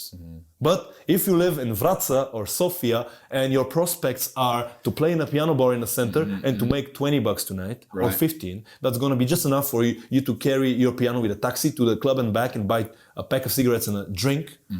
And if you go to work abroad, you're gonna make a lot more. So I did my best to fucking convince them to take me. And I was going on, they had like the proper audition with proper drummers. Yeah. No, I mean, you're a young man, you see the opportunity because you're cutting your chop as a musician, you're getting out from where you come from, you're on your hero's journey. And it's like, any pay is good pay as you're learning, I'm going to tell you. So they checked me. The car that took me to get in this band was they also saw that I play other instruments. They saw I play the guitar, and the second time they interviewed me, I get these few songs I had to learn, and for like a few days. And one of them was a kind of bluesy standard song, and we're playing in like a studio. I'm playing the drums, and just after the solo of the lead guitarist, we're about to get into the second or the third verse. I already practiced that at home. I pull out of my pocket a blues harmonica and I start blasting a blues harmonic solo while keeping the beat. And everybody from the band just like turned out, was like, what the fuck? And I was like, wow. And they took me in the band. So I went to Norway. I got into a fight with the whole band. They wanted to kick me out of the band in the middle of the contract. because I again didn't want to follow the rules. I didn't want to play the songs exactly like this, because we had to learn 150 songs. And 150 songs? Yes. Wow. Play 5 sets every night. 45 minutes. But what an opportunity as a young musician. Yes. I mean, just to be out doing it. I mean, it's like the Beatles, isn't it? Like in Hamburg, night after exactly, night. Exactly. And that opportunity is not so easy to get nowadays. Dude, yes. And this thing, I advise every musician, especially young musicians, to take that opportunity if they can, because this is almost like a military training for you as a musician, to learn these songs so tightly, so clearly, because every break I had to do had to be exactly how the band leader wanted it, because everything was kind of working together, and it was not me flipping drumsticks and improvising and doing tricks. It was tight playing. Yeah, tight, but there was a bit of harmonica, brother. Let's be honest. There's a little bit of harmonica in the game. Yeah, man. So on that cruise ship, I was actually learning. I was learning. What was it? For 5 sets every night. I think I was making 7 or 8 euros per night, which for 5 sets, crazy. If you break it down, it's not much. But also the food is free, and that's shocking it. where you think the amount of money that each customer is paying just for supper. Yeah. And the amount of money these cruise ships are making. And the amount of money they're paying the servers, actually, because being a server on a cruise ship in Norway, you make double the money that you're gonna make on a normal land, right? So we were making a lot less than anybody, but we were doing it. So when you had other motivations? Well, my motivation was to see the world and to be able to fucking do it, because there was very little chance that they take me, but I was able to get it. My motivations was to take the most out of this experience. I decided I'm going to record a new album on the ship, which I did. So what was your recording setup then? My recording setup, cool. My recording setup was the minimal possible. There was a laptop. There was a Zoom H5 recorder. That is a little recorder that has 2 inputs and a mic. I got one. There you go. And so laptop, this thing that connects to the laptop with a USB.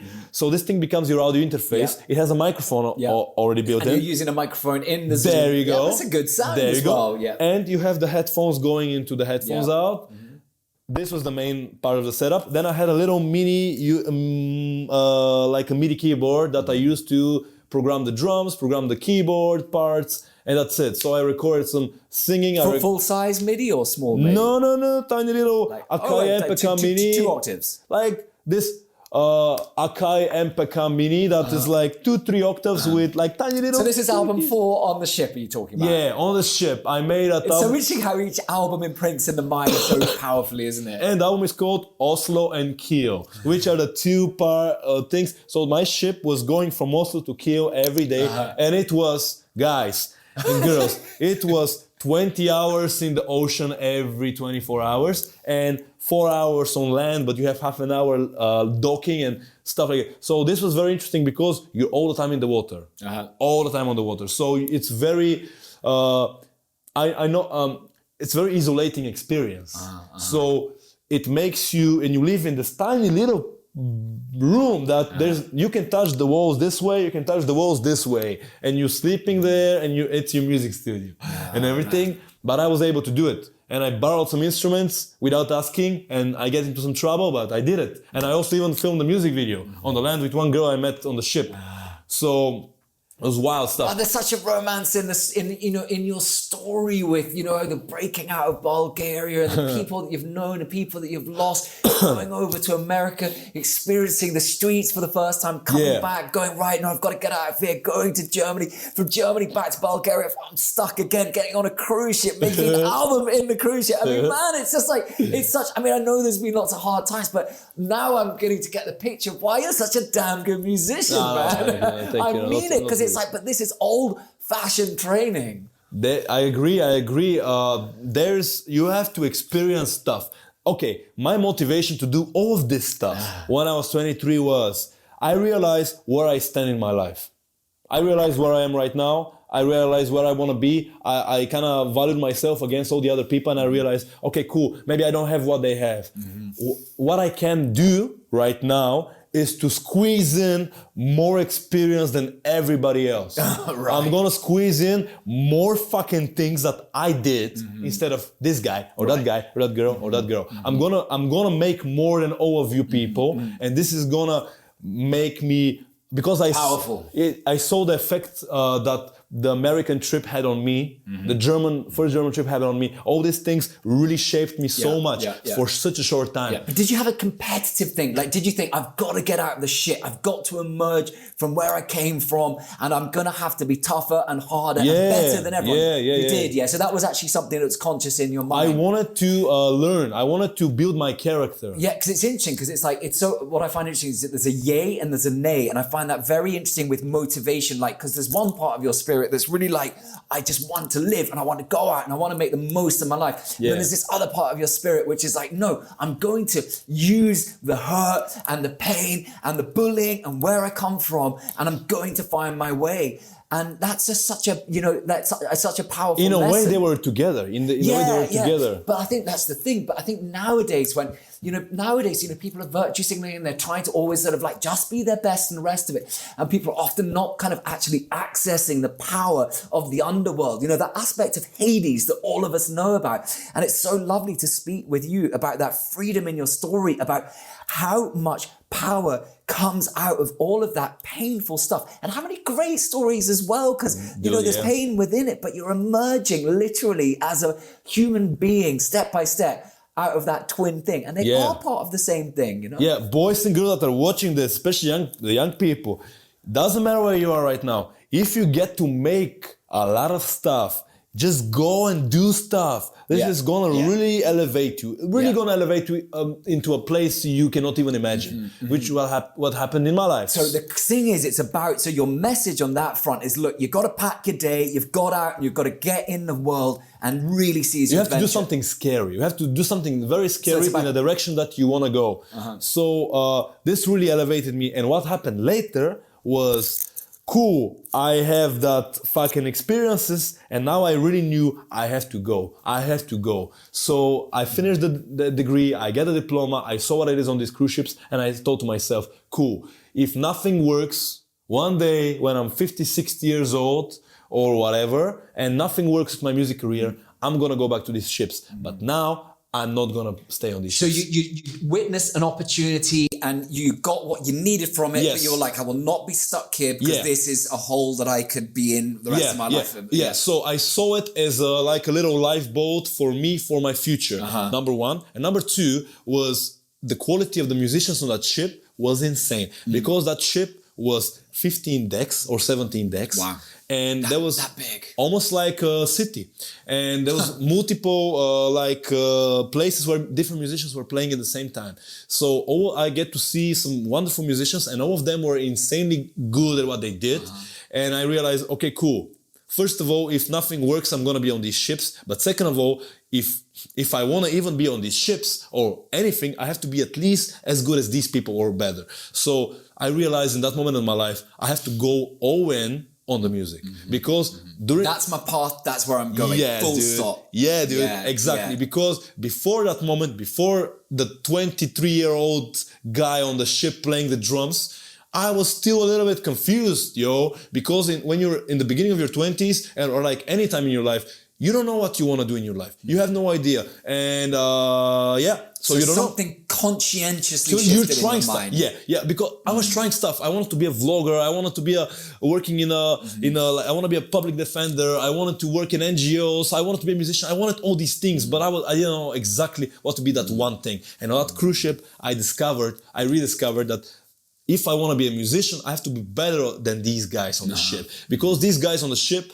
they were people living in small little villages. Nobody knows them, but they're amazing musicians. They go on the ship, work for fucking 5-6 months, and they support their families, right? But even to get that opportunity, I have to be at least as good as them, and they're super good. So I realized I have to really put everything on the music. And I came back and I decided I'm ditching everything else. I'm gonna do this one thing. Back to Bulgaria, this is again. I came back to Bulgaria and I realized it's going to be this one thing. 23. And I have my diploma in my hand and it's end of the summer. And I'm thinking, what should I do now? My parents said, let's do master's degree. And I said, maybe I can use that to go and find a new country where this time I'm gonna stay, because all of these experiences I had were for maximum 6 months. So I went there somewhere. I did something, I met some people, I built I was part of some kind of community, but then I left. And I realized to be able to make something bigger, more sustainable, you have to invest your time for longer than 6 months. So I started looking for not just like trip here, adventure here, but more kind of long-term investment, right?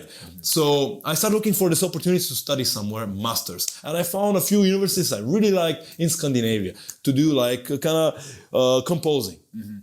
I decided I'm gonna learn composing. I already have fucking 4 or 5 albums, who knows? 4 or 5, I don't know, that I made. Let me do this. I start preparing myself. It took me 1 or 2 months to prepare myself to the exams. I notated all my best songs and all that stuff. And I was about to go and send my documents, where I had this moment in my life. Like, wait a minute. Do I really want to do this?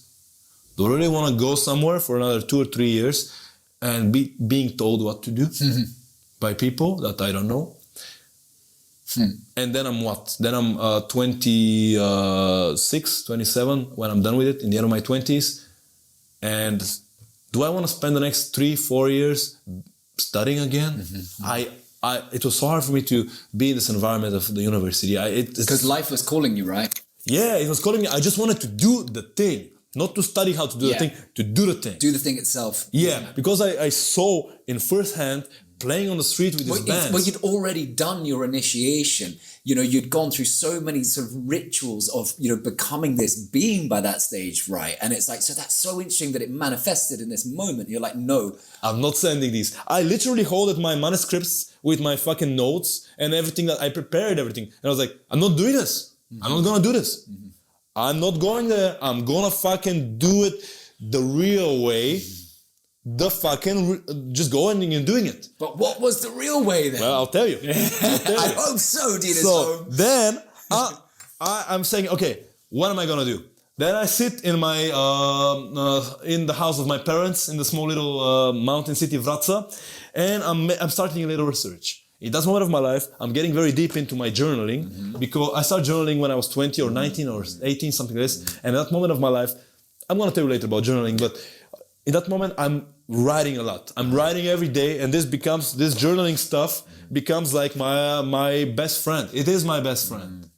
It's something that's always with me. Yeah. So I learned how to think on paper. So I'm sitting and I'm with a piece of paper and I'm thinking, where should I go? But how do you know? So I decided I'm gonna write all the biggest cities in the world for music. Not like in Europe, not like everywhere, like fucking Tokyo, like London. You were just like, there's the world, I'm gonna give myself to it and see where I land. Yeah, right, like, let's put the world and like observe every country, every city that is good for music. Fucking Melbourne, like everywhere, all the places.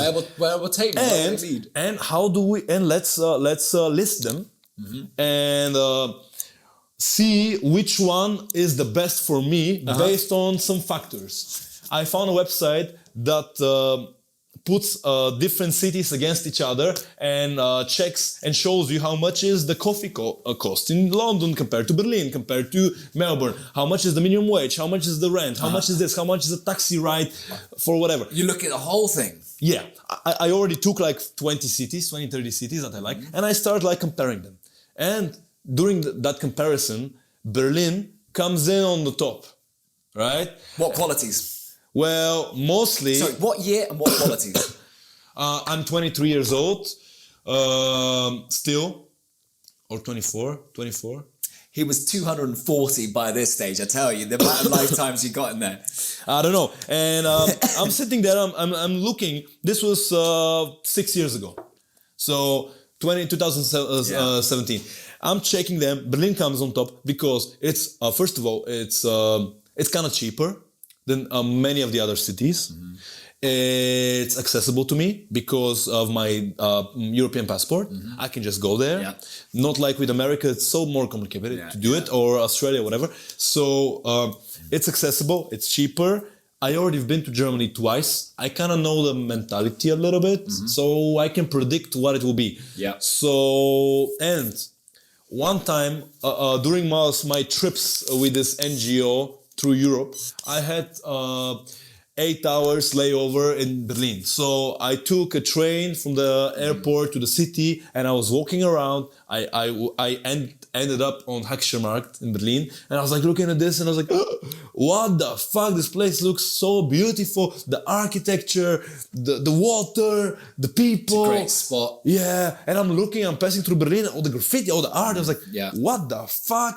One day I would love to live there. It will be a dream to live in. So the seed came out back then, but right? this was like a few years before I'm comparing the cities, you know? So, but it's interesting. So you brain. had the dream, but then you had this qualification system, and it actually emerged on top. So you connected the dream and the qualification. Of course, because all the experience we have, they come and they kind of get into your brain, and at some moment in your life, you can use that experience. You can pull it out, and that's it. Because everything we do is an investment. Your conversation with me is an investment you make with your time. I make with my time, you know, and you can pull out this. Right? So I had this little seed of Berlin, and at that moment I'm comparing these things, and I'm like, Berlin could be. And the singer of my German cover band that I joined as a drummer also wrote me a message saying, Dean, how about we go to Berlin? And this also pushed me. I was like, all right, let's go. So there's synchronicity going on as well. Everything kind of went back to the Berlin. And in that time is end of October, beginning of November, right? So I'm telling my parents, look, I'm not going to study masters. I made my mind. I'm going to Berlin now. And they said, no, my mother, like she was the one that supported me a little bit in the beginning, and then more later. She was the one on my back, like holding my back when my father was not there and everything. Even she was like, please don't go now. It's November. You don't know German. Okay, it's November. It's cold. You don't know German. You don't know anybody there. What are you going to do? Where are you going to live? What are you going to work? I understand you want to do this adventure stuff, but please wait until the spring. Stay here with us. We're going to eat. We're going to cook. We're going to be great. You're going to chill a little bit after all these studies and all this madness that you did. My parents were surprised of all my energy doing all this crazy stuff. They thought I'm insane. You probably were, DeanisHome. Probably I were, yeah. But so I told them, no, I'm going now. So I took the money that I made on that shit, which was roughly around 2,000 euros, like in total. And I said, this is built up. Yeah, this is going to be my capital for starting my new life. Amazing. And I just went to Berlin. Again, this time with my banjo, because I already played the banjo for 2 years. This was kind of the new novelty thing for me, and I was like, I'm gonna show them what it is. I think Lennon started on the banjo as well. I don't know. It's a wonderful instrument, a lot of funny chords, as a result. They're weird chords, but it has interesting instruments, and there's also not a lot of young people do it. Yeah. So I took my banjo, I took my little suitcase, and I found the cheapest hostel in Berlin, which in that time was A&O hostels, and I was able to get a bed for 7 euros. So I booked like a bed for a month. It was a different time. It was a different time. It was 6 years ago, almost. Anyway, I'm going there with my singer from that German band, the guy from Essen. At that point, and we were thinking, let's busk, let's see what's up. But in that time, he was a different person. He was doing more drugs a little bit, and it changed him a little bit. He was not so dependable at the time, and I realized this is not gonna work. And we were not making money. It was terrible. So he stayed with me for like a week, and then he went back to Essen to his parents. I was like, okay, I'm not going back. I'm here to stay. So I said, okay, I have to find a normal room. Right? So during that 1 month in the hostel, I found a WG right there, close to where we are right now. Crazy. Doing that podcast.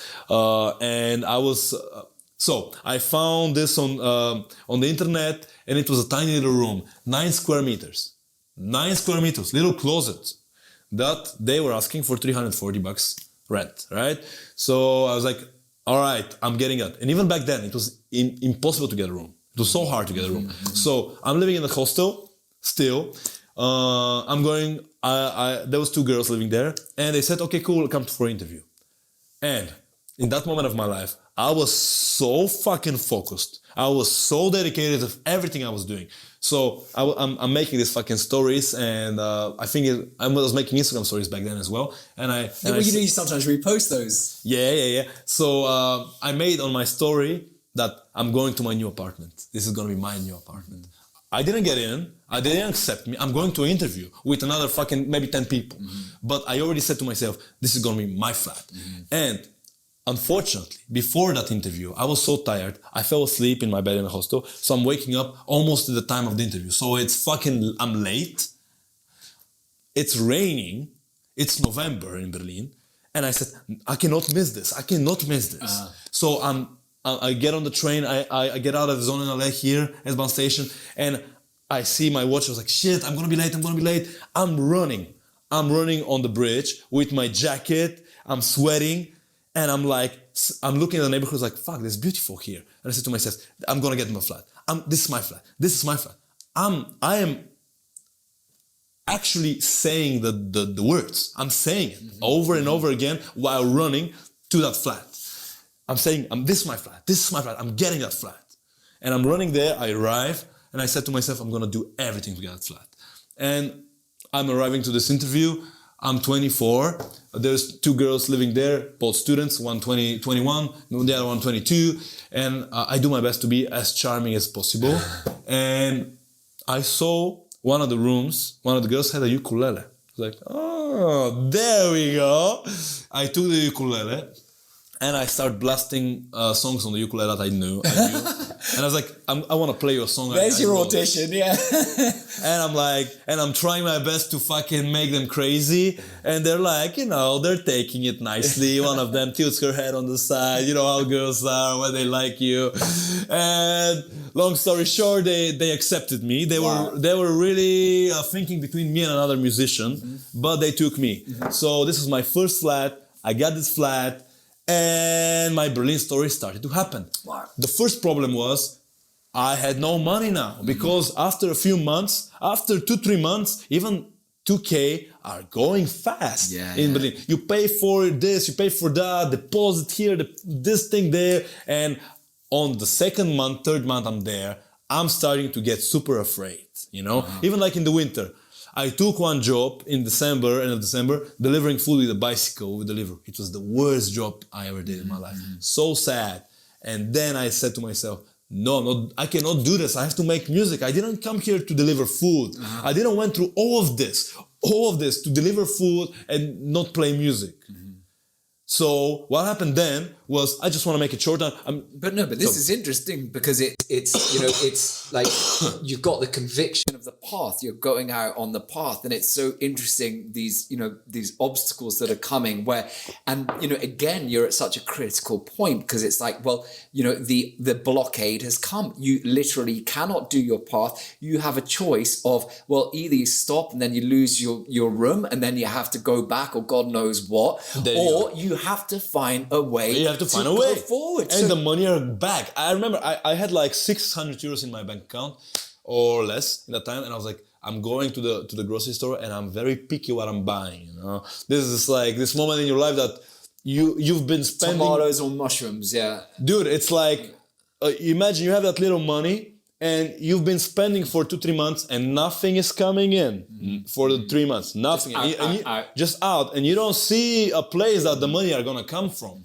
And you're really getting very afraid now. And I was like, and you're saying to myself, I didn't come here to fucking quit. I didn't come here. Look, I'm getting goosebumps when I'm thinking about this. I'm getting goosebumps too, man. Dude, it was so scary. And I said to myself, I have to find a way. And what I did was I immediately went to every open mic in Berlin. I made a schedule with all the open mics in the whole city, what time is where. And I was going everywhere. Amazing. Everywhere, every night. I was just trying to connect and I was like, dude, you have to see what I can do, blah, blah, blah. I was trying to fucking win them over, but still nothing was coming in. The indifference of the scene that you can find sometimes, I didn't have experience. I mean, I had some experience, but it was still not enough to do what I was about to do. You're going through different thresholds of pain. It's all along the way as you try and find your way, and it's the blockade. And then you're trying to gain the love, and And I know what that's like as a, singer-songwriter, because it's like, want to be seen and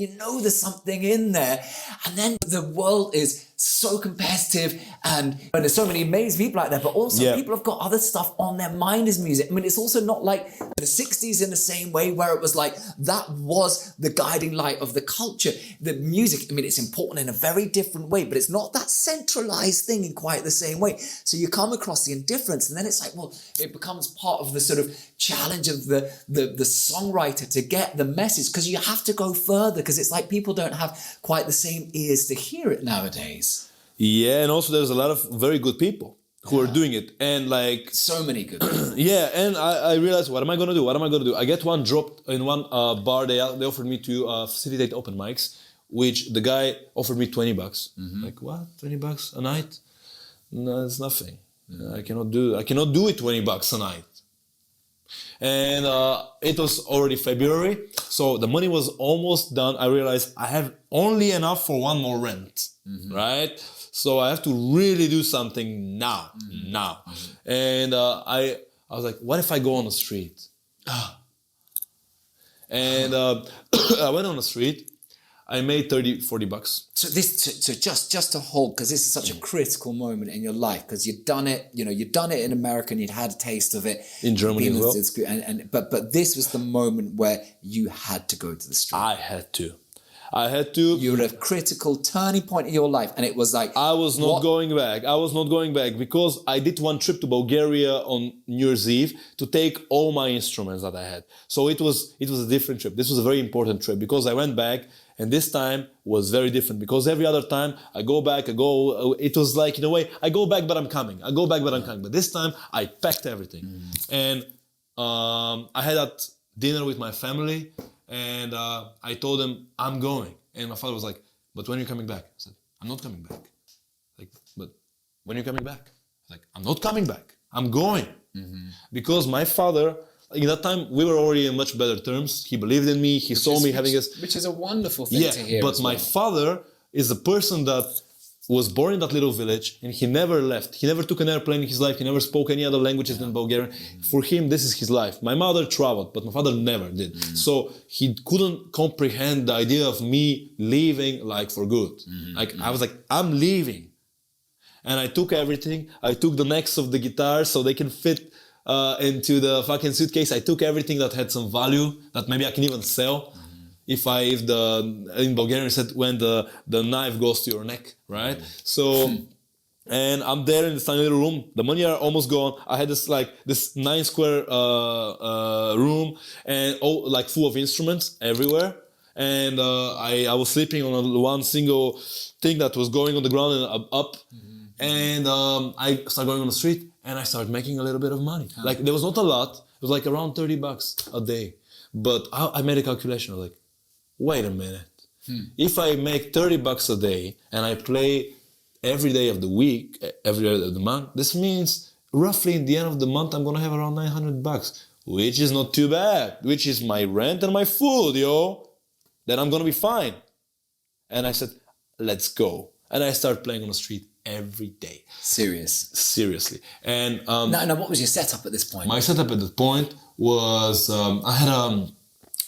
I had like the most expensive thing I owned in the time was a Fender Stratocaster American Standard, made in like a proper guitar that I got in the end of my high school because my parents wanted to get me a car for graduation, like a cheap car, second-hand car. But I said, no, I want a guitar.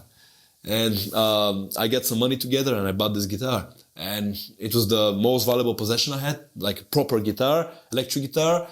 I had one big PA that I borrowed from another musician for like long term. He just dropped it to me, use it, don't break it, and I'm gonna pick it up soon.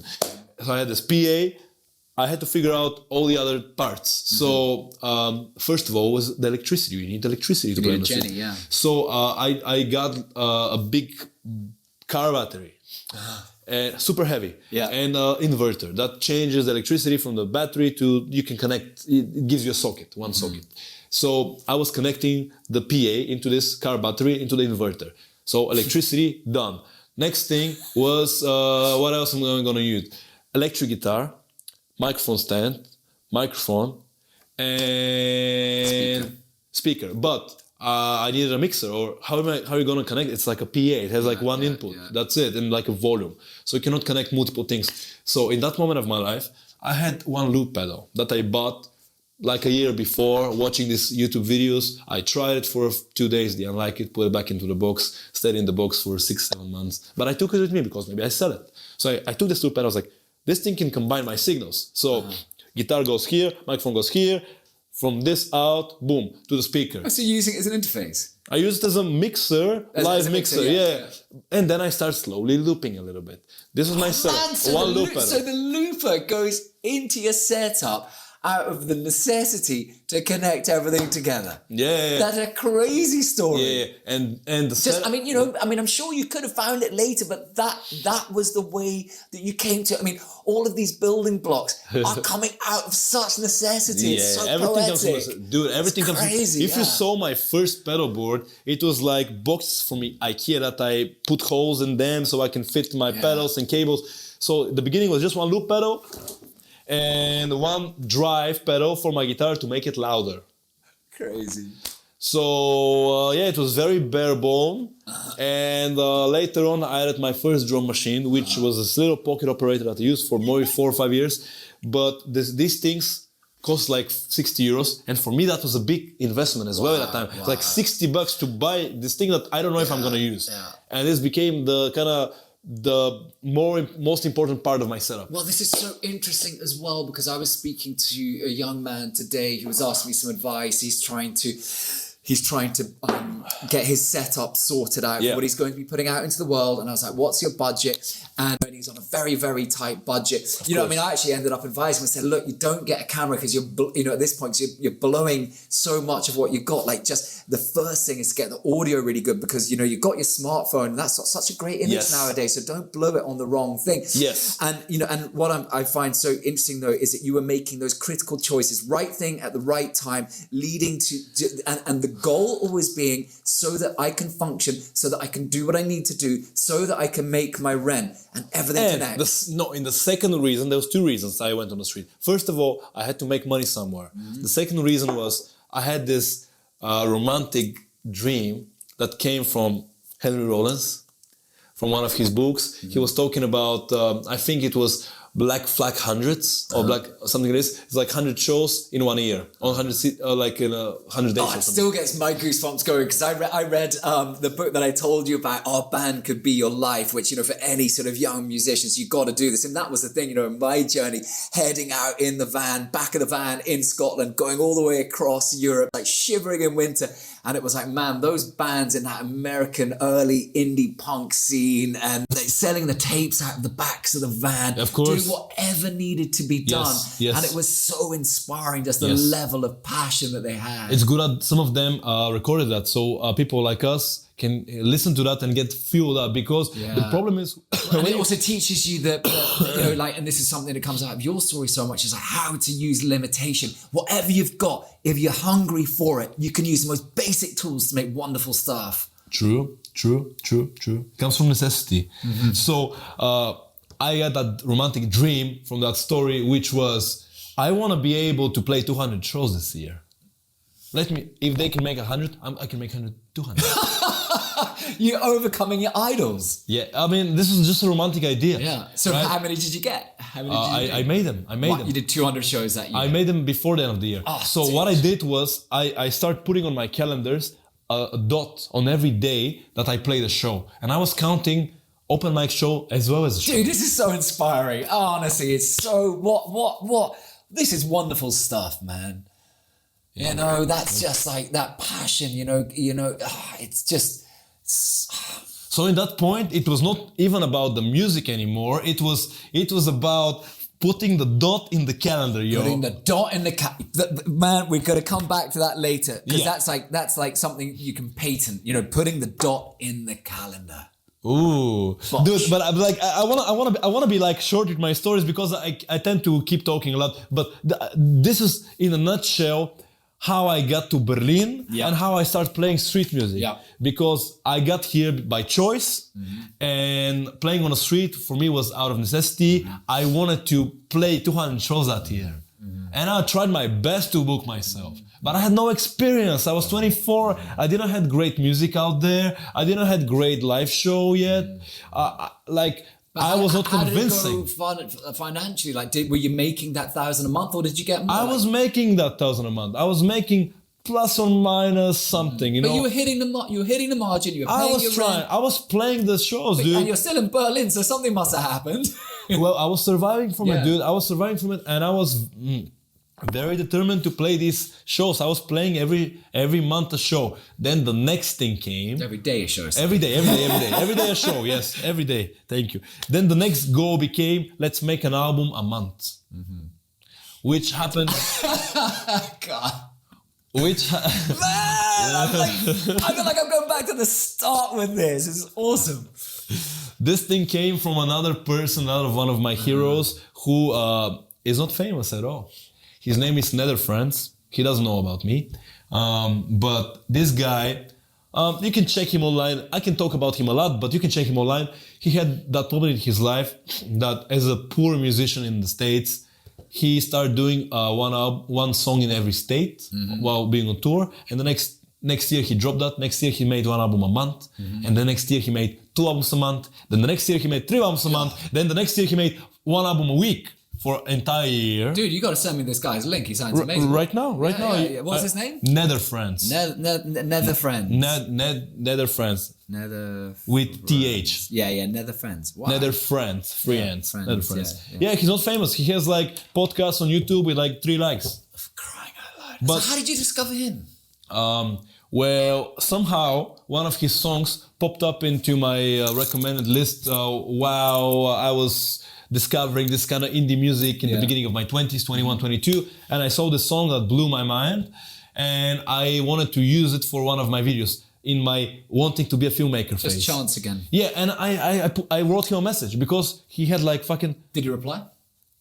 I think I just got a scene because like in that moment he had like 3,000 followers on Instagram. Like he was not famous in any way, but you know what he cares about some guy writing. I wrote him like this big message like, dude, I really love what you do. Can I please use that message? But it's also something to remember to reach out to your heroes, even if they don't write back. It's so lovely for people. You try. Yeah.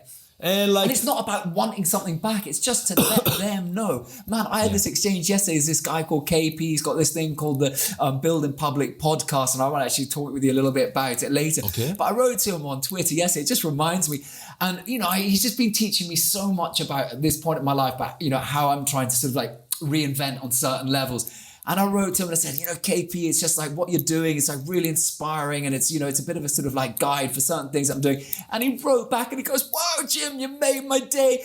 And, and it was just so lovely. And we had this exchange and stuff. And it was just like, you forget that because someone's got, so many followers or something. Yeah. Sometimes no one writes to these people like, in that kind of way. So it was just a lovely thing, Dude, and I didn't need to get anything back either. No, I agree. Sometimes people write to us and it can really make your day. Yeah. So it doesn't hurt to write a message. Yeah. But anyway, I get inspired from him and I wanted to make an album a month. And I started with the first album called 25 because I was turning 25 and I dropped it and I dropped 6 albums one after another. Wow. But then I really went... Like one a month or? Yeah, 1 album a month. But it was too much for me, dude. It really made... I wonder why. This guy was making 1 album a week, dude. Yeah. So... Well, that's the thing. Your heroes will kill you. But this pushed me, right? And I just want to finish that little moment of my life with another little story that was one of my favorite stories as well. From that moment of my life. I was 25. I started doing 1 album a month. I was playing on the street full time. I was still hitting all the open mics. I was trying to do 2 things. Play live and record. That's it. Eat the cheapest food possible. The bare minimum to survive. So what would be on the plate? On the plate was, every morning, water with, how do you call this thing? You want to make porridge. Yeah. You want to make porridge. So this thing in a microwave From with some Scotland, water. I approve, pal. Well, I didn't make it right. It was just like... so it's not only cheap, but you were making it badly. Yeah, exactly. It was like like a warm water in the porridge. Yeah. And for some sweetness, I put a little bit of jam, I mix it up, and that's it, Man. That was my breakfast. And I was eating the cheapest possible food. And you to survive. love your food because you put out a lot of energy. Now I do, but back then I saw it as a necessity that I don't want to do. And it was taking my time. I calculated, it took me 5 years every 20 years for food-related topics. I calculated that it takes you more than 4 hours every day to cook, to buy the food, to cook the food, to eat the food, clean after yourself, and take shit, you know? So I was like, I don't want to take that time away. I was dreaming about having this pill that you take once and you don't eat for a month. Crazy. But this was my life. So you're stripping it down. So everything was stripped down. So there's a real sense of like, there's actually a strength, like it's the austerity of the monk. It's like, I will do whatever the path requires. Yeah. That I can progress. Yeah, and at the same time, I was waking up every morning. I was running every morning. And I didn't smoke, I didn't drink. Running, yeah. I discovered running a few years back while following one filmmaker called Casey Neistat, who changed my life. Yeah. And because of him, I started running. And I made. So how far would you run? I was running around 4 or 5. It wasn't about the distance; it was about the discipline. It was about the discipline. It's about doing it, the persistence. 4 or 5 kilometers every morning, or maybe a bit less, but whatever. Just every morning. So my ideal day back then was waking up before the sun, making a run, coming back, journaling, reading, and everything else afterwards. So I was running every day, even when I was living in. Would you take a little sleep, like before you went out to play? Like, were you ever someone who liked to have a siesta? I was full of energy. I was sleeping 4 hours, 3-4 hours average on the night. Wow. I was going wild. I was trying to copy my heroes and beat them, you know, which were Casey Neistat and other friends back in the time. So and Henry Rollins. Yeah, but he was a bit before and then that. Yeah, and Henry. But Rollins he was in your DNA, I think. But he was there with 200 shows. So in him as well. So in that moment, I remember I went to one open mic right here, Kinderstuben, one of the best open mics in Berlin. That happened every Sunday, and I was playing a show there, and I gave my best that night. I was climbing on the table, I was pouring water everywhere, singing and playing and making everybody sing and with me. So I did a great show for my abilities back then. And there was one girl that came to me after the show that was sitting in front on the first table. Like, you know, you go to a fucking open mic with folk musicians and this guy with a fucking banjo and electric guitar climbs on your table screaming, you know, with a fucking drum machine. So yeah, she was a little bit excited about what she saw. I mean, pissed off, or what are you saying? No, she was happy about it. She was happy about it, yeah, cool. So she came to me afterwards and we hooked up. Right? I took her to my shitty little 9 square meter room right there. And realized she's also a musician. And she was a bit older than me, in her mid-30s. Wonderful musician too. And she, like in the morning, I'm showing her my project. Now I'm like 1 or 2 albums in, 3 albums in, and it's like 1 album on project. I was like, look what I do. And like, my room is like basically a tiny, tiny little music studio that you can somehow sleep in if you move things away, right? And I'm showing her some of my new songs that I released. I'm like, I made this yesterday, I made this, like, blah, blah, blah. And she's like, what the fuck is wrong with this guy? But like in a good way, right? So she tells me, I have this project in Norway coming. And I'm gonna go to this island in Lofoten, up north. And I'm gonna record the sun, the sky and the sunlight with a special synthesizer that turns the sunlight into MIDI. And I'm gonna add it to my song. Like some kind of fancy hipster shit, you know? But you know, to be able, because she got this funding, and you know, to get fundings you have to make a crazy idea that is kind of crazy, right? So she said, I have this project coming to me and I can take one person with me as a audio engineer. Do you want to come? It's like, Adventure. And I said, fuck it, I'm going. So I went with her, and her payment for me was, I didn't have to pay for nothing, right? But I get to go there, and I have to help her record a few songs. So I'm going there with, again, my Zoom H5, my laptop, and one little synthesizer I had with me that you can also use as a MIDI thing, whatever. So I'm going there. It was an amazing trip. We go there, we arrive this tiny little island. that the closest island to our island was only 150 people, 190 people. And we take a few multiple planes and boats to get to our island, which is a tiny little thing that has 4 people on it. Me, her, one person responsible for the studio, and one cook. One person who cooks. And we were there for 10 days or 2 weeks. And we had this beautiful studio with the most beautiful view of the ocean. And I started working with her. But in that time, my work ethic was so crazy that after 2-3 hours in the studio, she's bored of it. And I am not. You're just getting started. I'm just warming up. And I had this beautiful studio. I said, okay, cool. If you are tired, let's meet up in a few hours. I'm gonna just play a little bit in the studio. And I was like, I can record music for me now in my free time. And I made a quick decision after playing a little bit, like, I'm gonna make a whole album for myself in the meantime. And I did.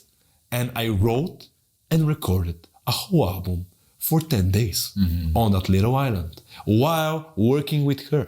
So you're fitting in your own album project. Fuck yeah. While recording the other artists on the funding. Yeah, because... And totally legitimately. Yeah, like you weren't sort of, trying to steal the time or something. It was time that was just like, and you were like, I will use this. Yeah, exactly. I didn't tell her, I'm not going to work with you. I said, cool, I'm gonna do my best, and that's it. Yeah. So in the end, I end up recording with her like 2-3 songs that were never released. And like a few little music video ideas. And I end up making a whole album for me because in that island, in the summer, the sun doesn't go down. Yeah. There's unlimited studio time, unlimited food and coffee, and there's you there that you can play every instrument, drums, I wasn't everything. there. I wasn't there. Huh? Yeah, but you know what I mean. You know what I mean. It's like there's you there, and it's like it's insane. So I made this album there. It's called Lighthouse 1922 Nice because title. this is when the lighthouse. And there's a lighthouse on the island too. Gorgeous, That's it. And this is one of my favorite albums that is there. And after that, a lot of Berlin things happen. And dude, you wrote some questions here, and I keep talking like forever. No, but it's beautiful, man. No, it's great. Look, like what this is the end of my kind of big story. I want to complete the picture, Dean. Yeah, because it's just.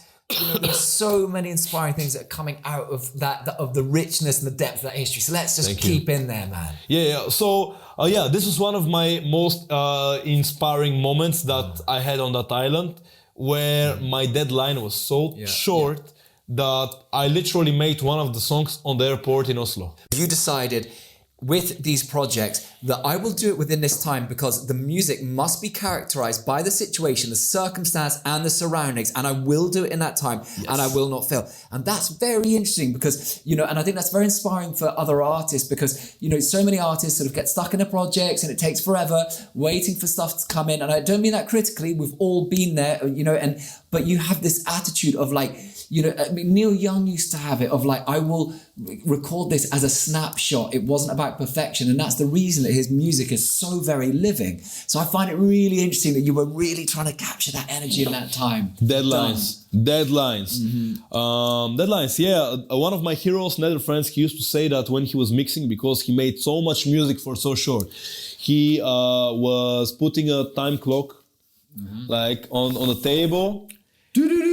And trying to finish the mix in that time frame, right? Yeah. That's it. So Matt, look, what I want to do now is like just gravitate back to Berlin. So you've survived the change. You've become a street musician. You're having adventures around the side. So let's just now like get to modern Dean, all right? So let's cover this period and some of the prints, because in terms of like some of the creative details and stuff, we'll do that in the second part. But in terms of the story, let's just talk about the architecture of these last years, where you're at. Give me some colours. All right. So you come back and you're back in Germany, and the next phase of your life. Next phase is a dark phase. Okay.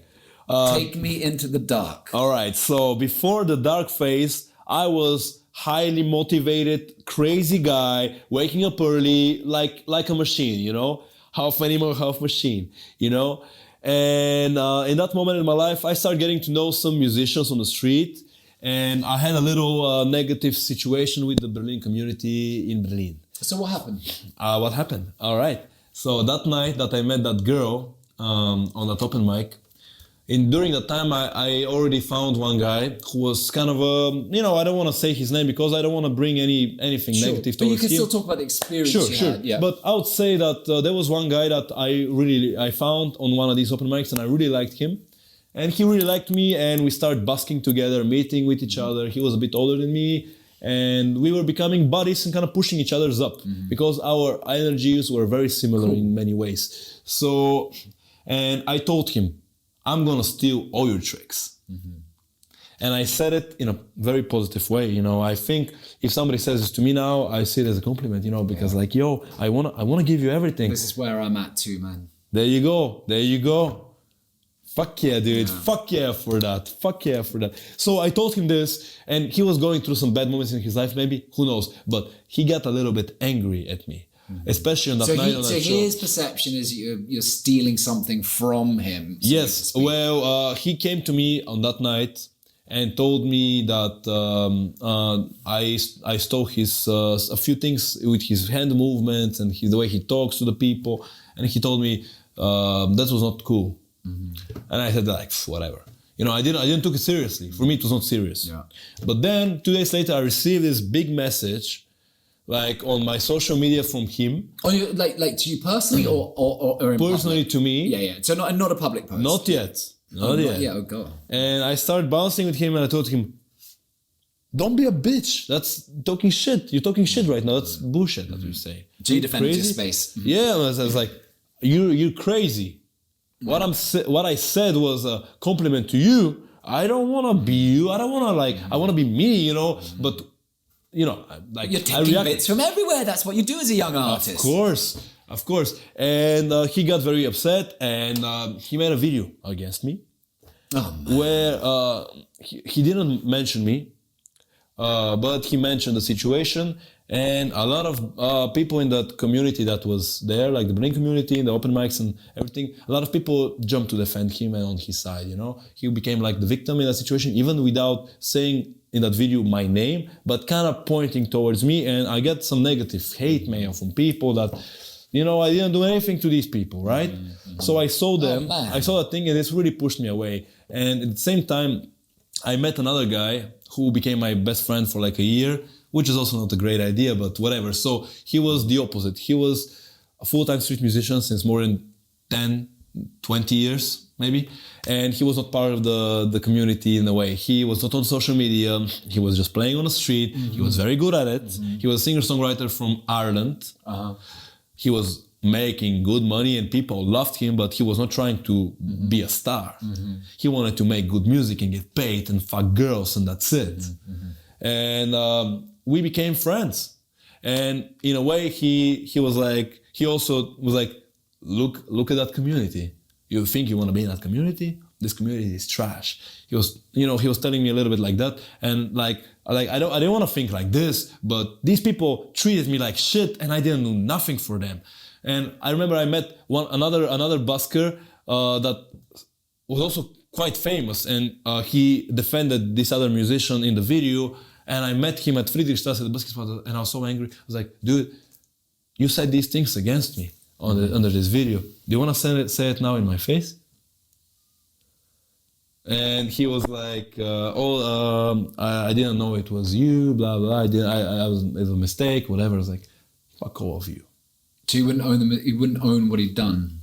No, he was just talking some shit, but he didn't want to say nothing. And in my head, what I decided was, fuck all of you that are playing on these open mics only, and you don't go on the street, you don't play nothing. All of you are working in coffee shops or getting money from your parents, and you're talking shit about me. I'm every day on the street. I'm dropping album after album after album after album, and all of you did nothing, and you're talking shit about me without even knowing me. Fuck you all.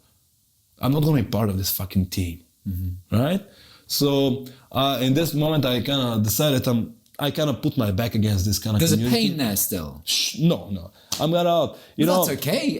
No. Now it's completely, now it's 80. No, but it's interesting how, because in your face, it's very interesting because I was angry, yeah. But what I mean is that I understand what was happening now because you were revisiting exactly where you were in that moment. But then I ask you, oh, it's still painful. And then your eyes light up and I can really see that it's gone. No. Yeah, but like you went through different phases in your life. No, but it's just interesting because it points that you've got that capacity to go through this stuff and then to move on from it rather than to be defined. Thank you for saying this. No, well, you see it in your eyes. I mean, I was right there and I would have challenged you if I didn't see it, Dean, but I was like, hold on, his eyes are glowing 2 seconds later. Boy's all right, you know?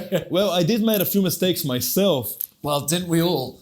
Yeah, because I went a little bit too aggressive too in my decision because I decided I'm not going to be part of these kind of people. Yeah. And I wanted to invest in my street music life in that time. Hold on, we're out of batteries, we're out of memory there. So what I'm going to do is... I think we're all right with the other 2 cameras. Let's just roll with these cameras for now. Okay, good. Let's do it. So in that moment of my life, I start drinking a little bit. I start smoking because you take the habits of the people that you spend most of the time with. You do indeed. And especially if you're a young 25-year-old impressionable man and you have this 14-year-old guy that can tell you a lot of things that make sense, but some of them are not making sense. Some of them are wrong, but you're absorbing. And you've got to go through it to find out. Exactly, you don't know. So in that moment, I had my very hardcore street music experiences where I was only focused on playing street music, no playing anywhere inside unless they pay me. So, and I didn't make a lot of friendships with these musicians. I was becoming a bit of a negative person, dude. I was not very friendly and my ego was going in the wrong direction.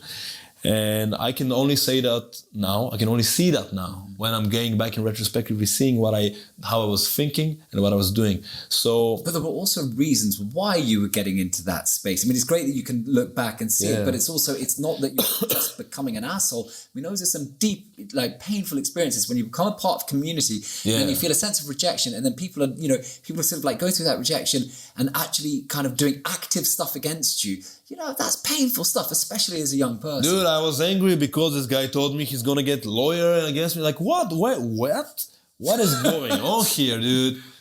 So I just rejected that space, and I was playing very late. What was he gonna do? He stole my C chord. I mean, what do you mean? Like, really?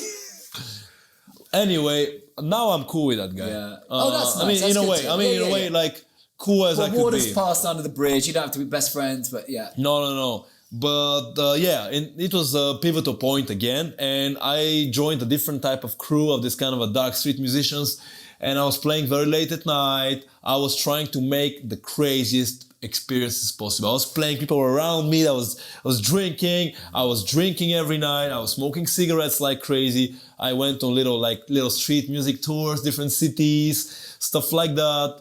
I went to Edinburgh on Edinburgh Fringe, one of the biggest street music festivals. Yeah, but how did that go? Well, I went there for different reasons. There was one girl I wanted to see, and she happened to live there back at that time. So you were following the love as well, dude, all the time. But did you make some good money on the busking, or were you not actually busking? I just kind of survived. Yeah. There, I also had fights with the other buskers because I came to them again as a different person than I was now. I back then, in that moment of my life, I used to play only late night with crazy drunk people around me. There were fights. I was fighting.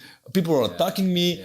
I was fighting back. And I had moments where, like, if I say it now, it sounds like I'm making it up. But I had, one night, for example, at Warschauer Strasse, I'm playing. And allow me to take a little thing into this frame just for showing. So I'm holding my electric guitar with me. That looks very similar to this one. It was a Fender guitar, similar shape. And there was one guy coming to me and he kept interrupting me, and I had to stop my show, stop my loops and stuff like that. Please ask him, please leave me alone, go away. He was just coming too close to me when I was singing. And at the moment, I decided I'm going to hit him. And I just said, when you make a decision, you make it, right? So I waited for him to come close to me. And then with the guitar, this way, I hit him in the face with this part of the guitar. And, he had long blonde hair, curly hair, and the guitar gets stuck in his hair. So then I pull, and it went out, right? All right, okay, yeah. And I broke some strings. I was angry. I was drunk. I went home. In the morning, I'm changing my strings, and I'm checking here on the guitar. There's human hair. There's human hair around the tuning pegs, you know. So Well, you had your new strings. but I had new strings. But dude, this was the type of life I had at night. There was like late night busks, and at some point I also started trying some stuff. What type of stuff? Type of stuff like, when are you gonna release this? Yeah, you don't need sending.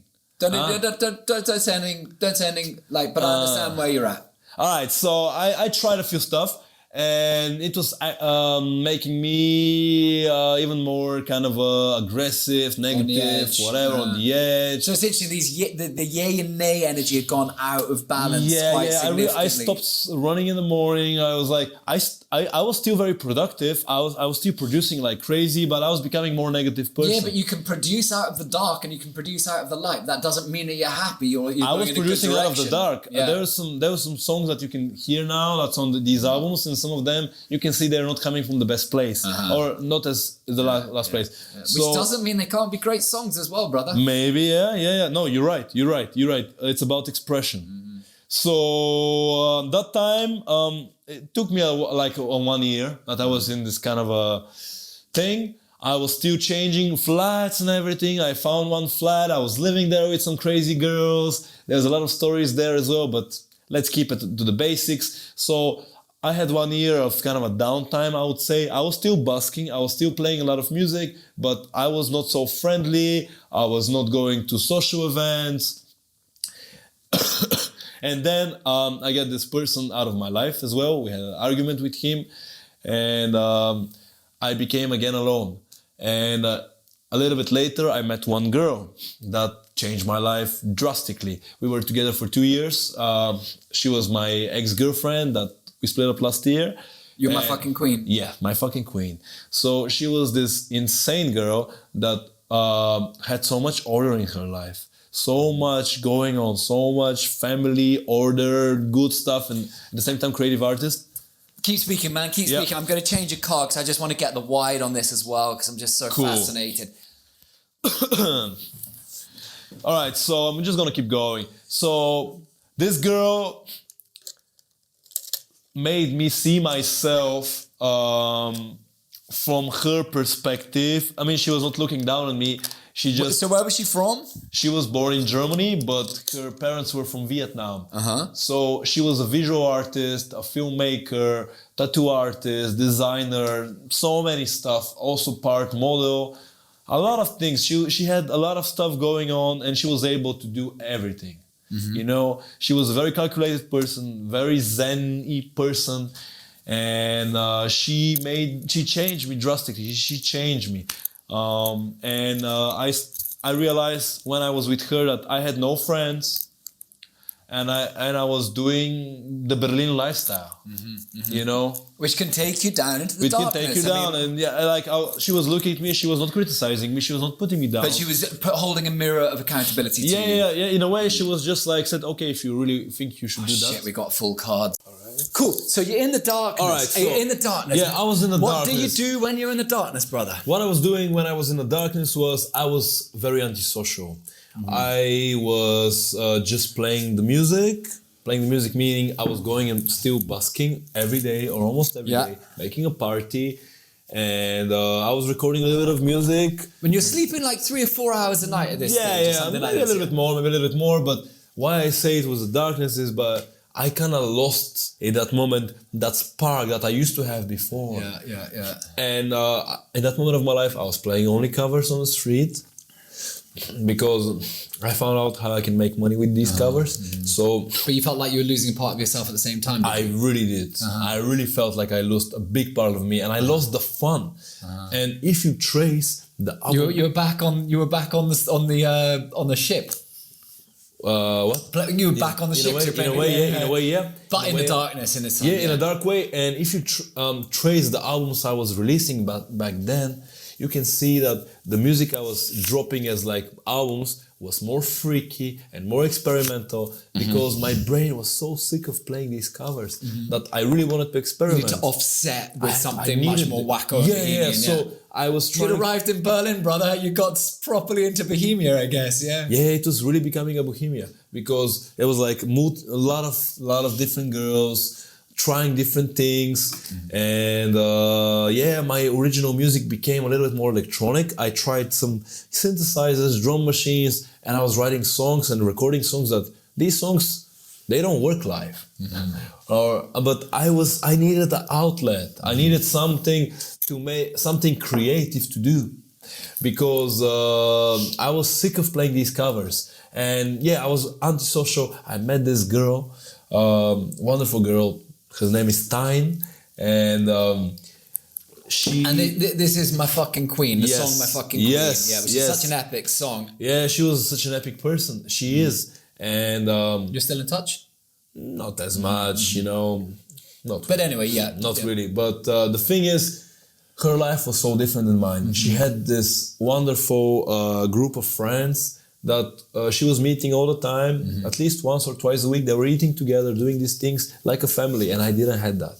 I was just solo, going busking, meeting some of my very few busking friends. But this is part of the paradox of being on the musical path when you're so dedicated to it like this, because it's taken me years to emerge out of this, that you will sacrifice everything. And it's almost like you have two types of being. You have someone like your ex-girlfriend and she sounds so healthy and in life and with her friends. And then you're in that dedication and you're with your path and you're right in there. But it's almost like two different species of being. Yeah, but she managed to combine them, dude, because she released a beautiful movie that kind of took her out of the she's an actress. She has a few parts as a model, but she's not really. She's the person behind the camera. She's the brain that makes organizes everything. If you see her in a group of people, she's kind of the silent leader of everything. Oh wow, she sounds amazing. Yeah, she's really, really amazing. And so she managed to keep she was very productive, making tattoos, designs for books, designs for different things, all kinds of stuff, having her own NGO with her sisters and all kinds of stuff. She did like 7-8 different income sources, like wild girl. Sorry. But yeah, she managed to do this, and this really affected me, and I started bringing more positive, normal things into my life. And we spent a lot of time together, going and doing just like normal things, like going to a park, going to a different city for like 2 days. We had a dog at some point. She adopted a dog. It's called living, brother. Yeah, I guess like a normal person living. Yeah. But I had that, and my life became a bit more bright and not so dark anymore. She brought so much sunlight, and it started affecting me. My closest friends told me, Dean, I don't know what you're doing right now, but you're different. For the last few months, you're different. Good way? Yeah, in a very good way. And we were together for 2 years. And in that 2 years, I became more of a normal person. So she really raised you out of the dark? Yeah. She helped me raise myself out of the dark. Because she did a lot. She was cooking for me when we met. I started eating nice food, enjoying things like just walking to the canals and just being. Something I never did. And just being. Yeah, just being. Yeah, she wanted to have a piano at some point. She wanted to learn the piano. She bought herself an acoustic piano. We carried it to her place, and it was like, in a way, like a paradise. What I was doing back then was I still play these late night shows around these drunk people. But instead of going home, I was getting to her place. After I finished, I arrived there at midnight or 2, and she still waited for me. She asked me if I'm hungry, made some food, we ate, and then we went to sleep, and we talked so much. And I wake up in the morning playing the piano, walking around, and then I go and do my things, and then maybe we meet again the next day. But it was not like aggressively. She was like slowly getting into my life, meeting like twice a week, maybe, some days, for a long time. And I fell in love, we were falling in love. And I was slowly getting out of my single life because I kept myself single for a long time. After that big breakup when I was 21, I had just a few girlfriends, but nothing really long, nothing really sustainable. Just a few love stories that never really developed. Just developed into songs. But I started really falling for her. I met her family, I met her father, I gave him my first guitar, actually. Amazing. Yeah, we played some music together, and but I realized I was becoming a bit more adult in that time. These 2 years I really become a bit more adult. But I was not ready to become like a full-time boyfriend.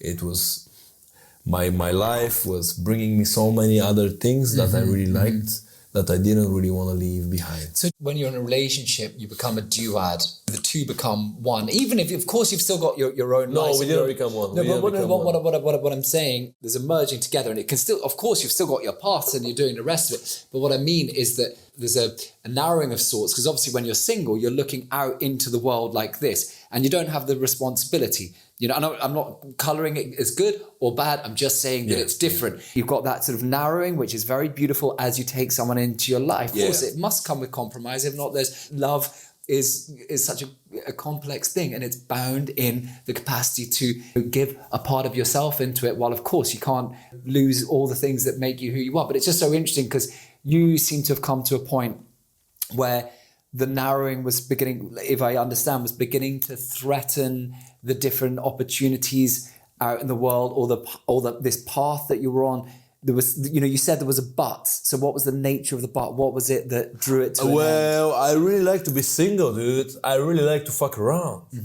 But was it about your path, or was it about, wanting a more liberated sex life, or was it both? More liberated sex life.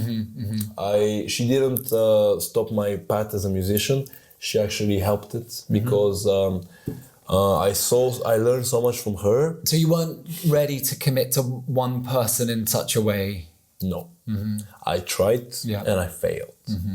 But I tried. And do you think that's a part of who you are simply? Or could you imagine one day that you could settle down and commit into one relationship? Or do you just don't think that's your nature? I would like to say that I think I might be able to. Because in my mind, all of us have these ideas of what the perfect life would be for me. Yeah. Or for a man or whatever.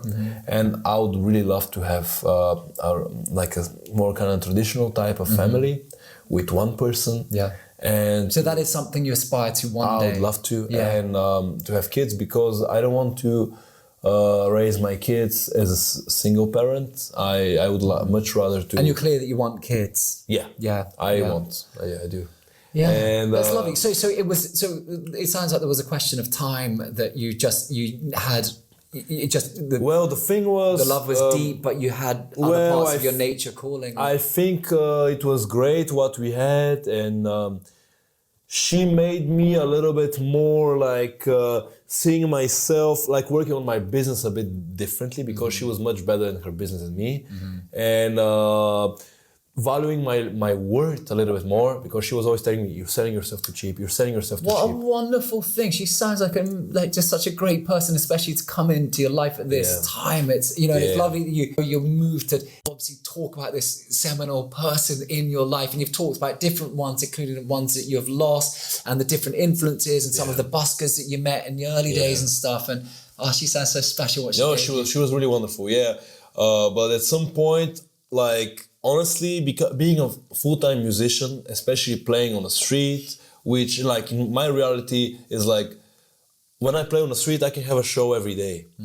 I'm not which you're doing at the moment. I mean, you just played just before you arrived. Yeah, I'm gonna play again soon. So I'm putting myself out there. When you play on the street, you put yourself out there. Especially in Berlin, there's a lot of people that you meet, and gives you a lot of opportunities for, quick, fun contacts with people that you might enjoy. I certainly do. And at some point, my desires for it were stronger than my desires to stay in that relationship. So at some point we split up, and it was last winter. The year Okay, so let's talk about this more recent chapter then. So you're at such an interesting point. So you have this extraordinary discipline. Now, like something we'll talk about in part 2, but so Dean was just showing me the daily he keeps a log of how much he's earning. Maybe we're not gonna say how much we earn. No. We don't. But what I'm interested in is that you're entrepreneurial. You keep tabs. You're really responsible with it. You make sure that you're earning as much as you need or more that you need, and you're so disciplined about it.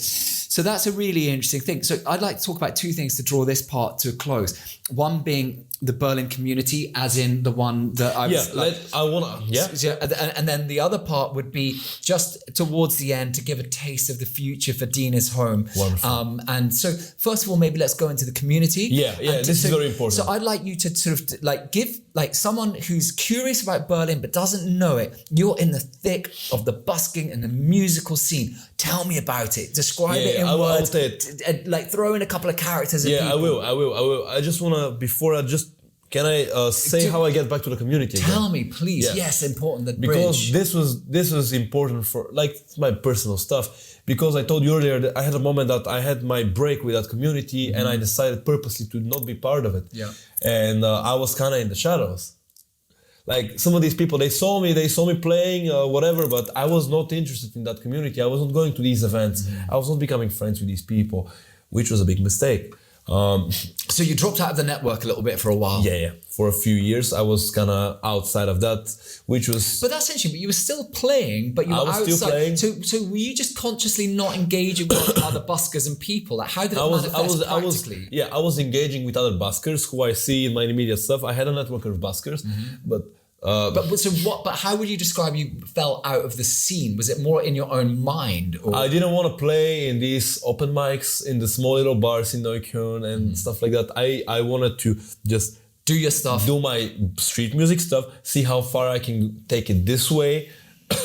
But I was not really meeting with the people in the community.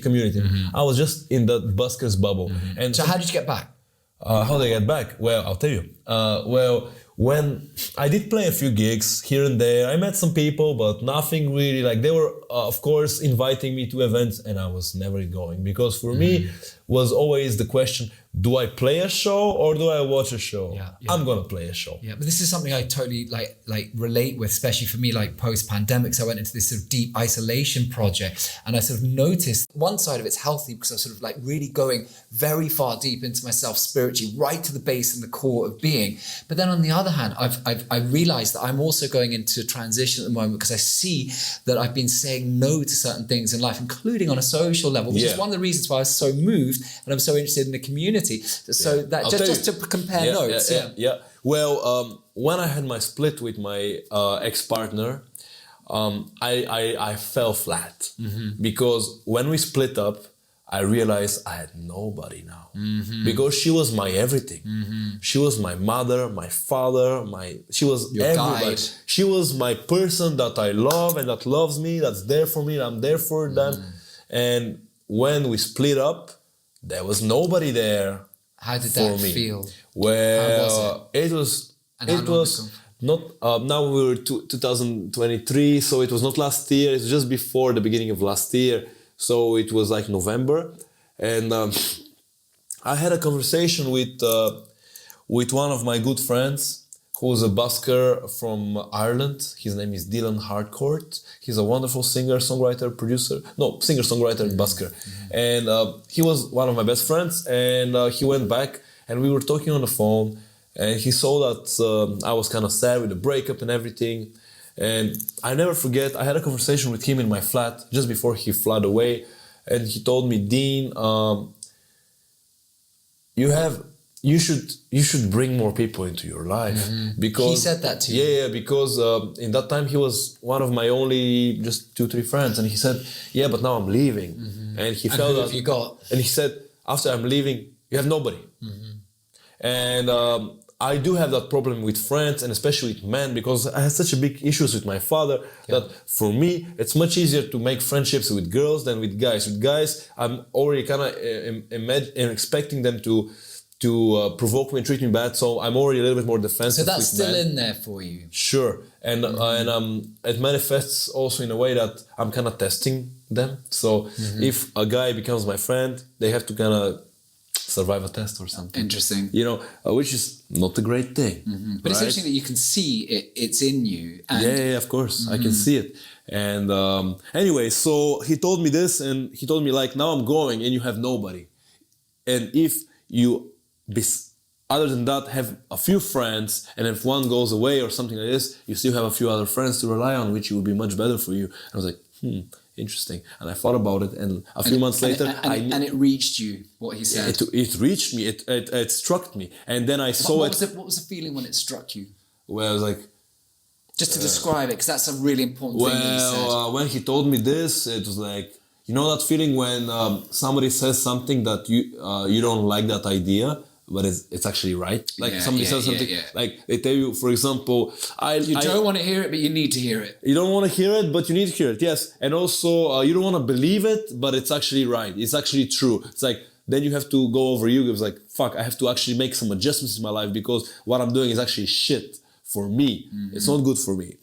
So I thought about it, and later on, a few months later, I really felt it because we split up with her. And I really had nobody, dude. I was fucking sad. And she had a lot of friends, and I was like, okay, for sure for her, it would be a bit different than for me because, you know, she had friends and I had really no friends. Yeah. Nobody. And it's also not the country that you grew up in. Like, you know, if you've grown up in Berlin, you've got your old school buddies or you've been at university. It is different when you're expatriated. Yeah, but I purposely stayed away from everybody. I had so much moments of myself to be alone that I kind of embraced it and kind of learned how to live with it. Big part of this is the journaling, but I felt flat without friends.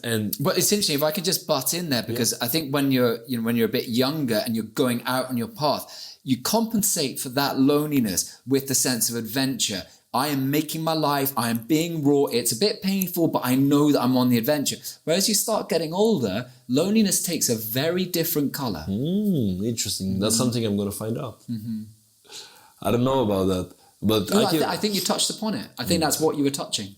Maybe you're right, yeah. And reacting as well, because one doesn't have to be lonely. I mean, loneliness is a terrible thing and it exists all over the world. But I've gone through a similar thing where, especially now you're posting and all the rest of it, and we're lucky we live, pretty kaleidoscopic lives. But, the artistic path, it can drive you alone, especially if you're really wolf-like you are, like I am. Yeah. I'm going through a very similar thing where I'm like, man, I need to reach out again to the world. Yeah, and when you're doing something like this, there's not many people that can relate to it, which makes you even more lonely.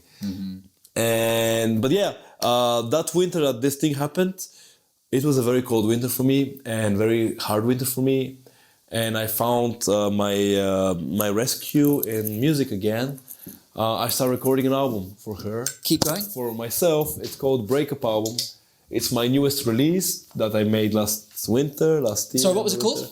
Breakup Album. Breakup Album, yeah. Yeah, I felt I was so sad, dude. I was laying in bed every day and crying, and I was so sad. So it was really coming out, was it? Yeah. No, I mean, it's interesting because I went through sort of very similar experiences, and I have been through very different experiences. And I think in those times, and what I've noticed in myself, I don't know your experience, but I feel like that sadness, it goes even beyond the loss of love and into like a sort of deeper melancholy.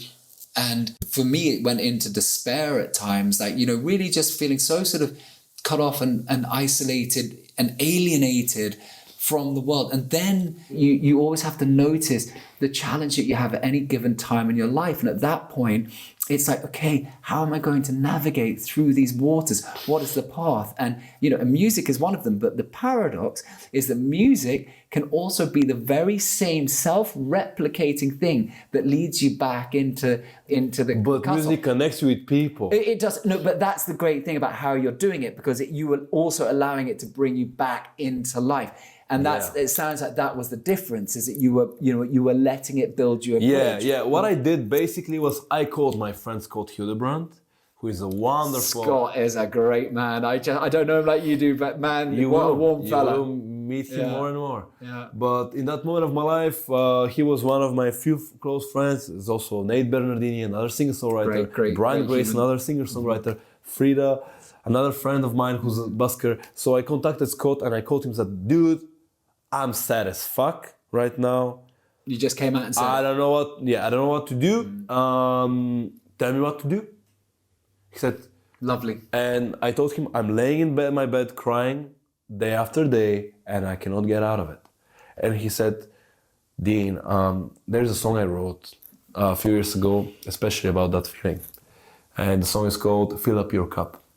Because, the song is about sometimes you have to make a hard decision and split with somebody and you have to fill up your own cup before you do something else. Yeah. And this is where I was, because I was so sad with that breakup, because it was not so easy for me to just blame her, because she was not the bad person. I was. I knew it. I was the one who made the mistakes. I was the one who didn't treat her as good as she deserved. And also I was the one who realized this cannot keep going like this, and we have to do it. We have to break. And I could have blamed anybody by myself. Anyway, he told me, listen to that song. And I did. And I listened to that song and I cried in my bed and I started writing lyrics. And I started recording. And I started recording a song after song. I said, I'm going to make myself an album now. And it's going to be my way, my medicine to get out of this sadness. It was a conscious decision. You're like, I'm going to write my way out of this. Yeah, I'm going to write my way out of it through this album. And I made this, and the whole album is about this. You can hear it there. The songs are all about that. There was one song called Thank God for the Music. And this song was basically me sitting in my kitchen, playing something on my keyboard to keep myself from breaking. From going into the abyss. Yeah, dude. Fuck yeah. And and then in that moment I realized I need my friends. And I started hanging up more with them. More with Scott, with Nate, with Brian, with Frida, with all that people. Consciously embracing. Consciously being around, because I felt how deep effect it had on me. So I started consciously being around people more often, recognizing what this has on me. It sounds like life was holding you. Huh? It sounds like life was holding you and you were allowing it to hold you. Oh, yeah. And I started bringing other stuff in my life. For example, I started exercising more because Because that's a big thing in your life, right? Right now, bigger than before. Because when I was with her, I kind of let myself a little bit without exercising. So you know how it is. You're in a beautiful relationship. We love each other. It's the danger of happiness, brother. Yeah, you let here a little bit, things start hanging out, and you just don't care. I know, man. I can't wait till I'm fat again, you know? But then... Because it shows that, when you're happy with the Maltesers. But you can also use that sadness, and anger. You write that anger. Yeah. You said fuck this shit. I'm gonna go and I'm gonna fucking smash it. I have and you go and you do it. It's not a choice, It's like when I'm going through deep pain, it's like I just have to put it somewhere. And the physical. Anger is good. Anger is good, and aggression. You have to become aggressive. Aggressive not towards others, but aggressive towards your decision to fucking go to the gym right now in the cold, in the rain, and the snow. So that's interesting. So you're kind of consciously expressing your inner monster and really putting it in. And I mean, that's interesting. So it's that sort of inner aggression, because a lot of people are trying to repress that, whereas you're actually embracing it. Of course, embrace it. Yeah. Embrace it and write it, use it as a fuel to go there, go on the fucking bars, you start doing pull-ups, start doing push-ups, fuck this shit, and I'm getting angry, you start getting aggressive. And you aggressively walk out of your flat, you aggressively run down the stairs, you aggressively put your pants for workout, and you go and you smash that workout. And how'd you feel afterwards? Insanely good, amazing, in peace. So I realized that I'm in big need of all these healthy habits, because I had such a beautiful healthy habits most of my life. And then at some point, everything kind of dropped, flipped upside down for a year. And then went a little bit better with her, but then I realized, I believe, all these negative things that happen to us, they are showing us, they're like mirror, showing us in a character what is wrong, what is right. So she, as a mirror, showed me what was wrong in that 1 year before I met her. And then during that relationship and during that breakup was again a mirror showing me what was wrong with my life in that moment. And then I started bringing people in. And I had, honestly, last year of my life, just after the breakup, I had one of the most beautiful years of my life. Amazing. Like, I consciously start bringing things in, and I know... Breathing things in, did you say? Bringing things in. Bringing things in. Bringing things in and developing. I realized all of my shortcomings. I realized some of my shortcomings are, I'm not exercising enough. I'm not meeting enough people. I depend only on this one income source, which was busking, playing street music. I realized... And that led to teaching, right? And I didn't teach it. No, this brought me... To teaching. To teaching. Yeah. Because I realized, fuck, it's cold outside, it's shit, I cannot play, I'm sick. Like, how am I gonna eat, yo? Yeah. And, so... and your students love it. I mean, I see them every day on, like, on Instagram. I mean, I don't have a lot of students. I don't want to have a lot of students. Yeah, no, but what I mean is they have such a great time because you're a different type of teacher because you're an artist. Yeah. I realized that there's some things that I could be a value of others, so I do it. And I have I want to keep between 2 and maximum 4 or 5 maximum students that I see for 1 or 2 days of the week, maximum in the cold months, and that's it. So it's good. I start bringing my life.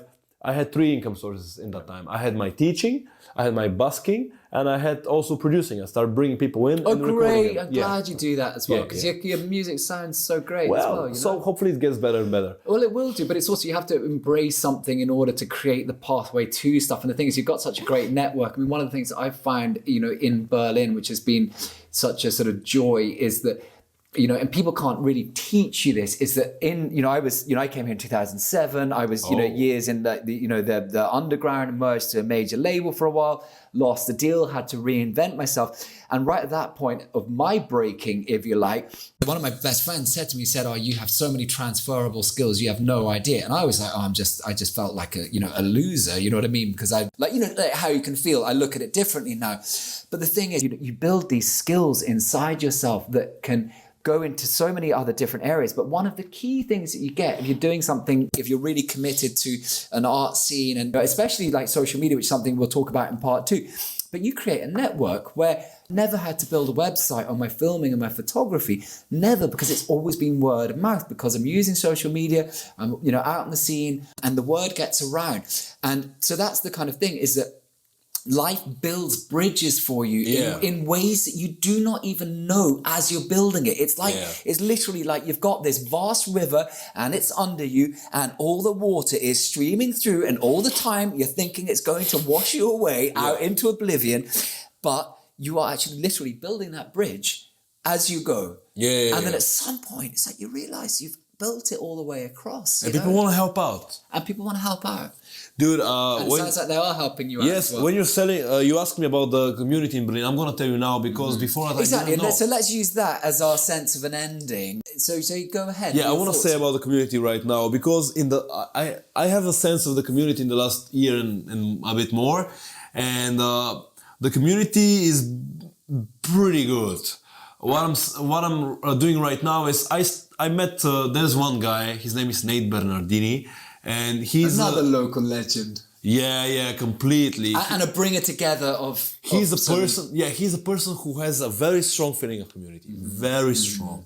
So besides him doing his music, he also organizes a lot of events, and he does these events because he wants to build a community here. He sees the potential, he sees the community here. He just want to give it a form and a shape and a stage. And that's something that I find so fascinating and inspiring about Nate is that rather than kind of going, oh, where is it? And hoping to kind of find it, he actually goes out and creates it. And that's so wonderful. I can tell you about one event that he does, which is called Support Local. Yeah. And that event started in a very interesting way because it was just the time of my breakup. We met together on Thanksgiving in his house. So we were on Thanksgiving, American holiday. We were maybe 20 musicians and a few filmmakers in a flat, right? Huge, so many people. And at some point, all of us started playing with each other and playing each other's music.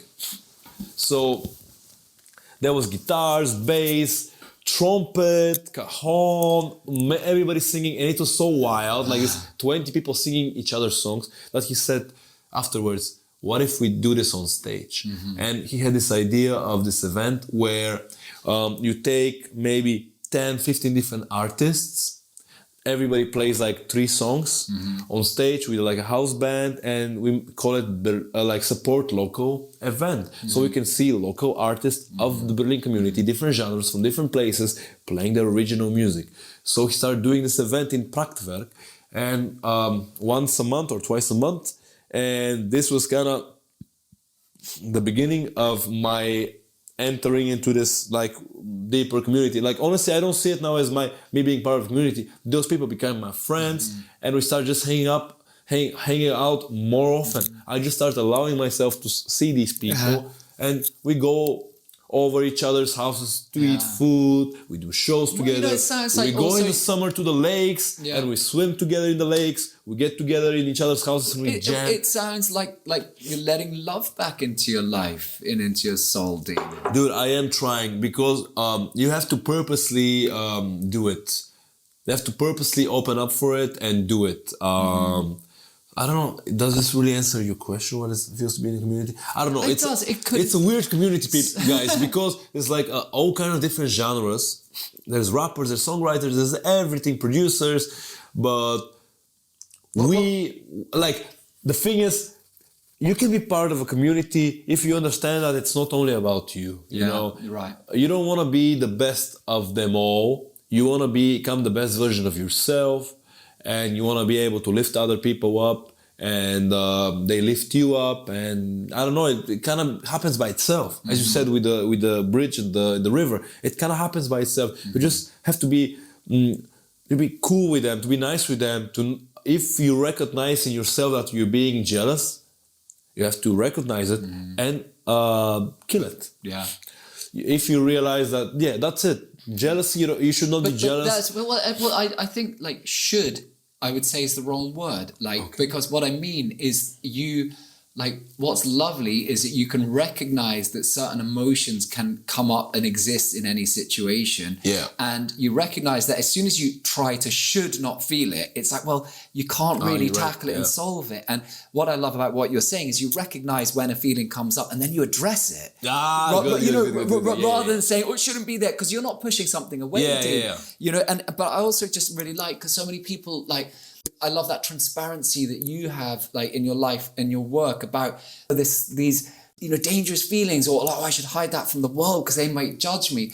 And I think one of my takeaways, and I think inspiring things about you as an artist, is to say it's okay when you think junk thoughts, when you're in a bad space, when it's not nice stuff. It exists in us. This horrible stuff. We can all have it. We do have it. The question is, what do we do with it? And the paradox is that if you are just trying to repress it and to pretend it doesn't exist, that turns you into a shithead of a person, because it always comes out in other ways. And if you can't see it, you just end up being an asshole, and you can't see that you're an asshole. No, exactly. That's true. And it's weird how you see that the people who treat you the best are a lot of times artists that are great, much better than you. Or just a little bit, and and they treat you good, dude. They don't want anything from you, and but we have to strive to be these. For example, for me, when I go and open for you on your show, for example, if I was not kind of thinking about all these things, I could have easily go there and be like, oh shit, this guy fucking smashes it.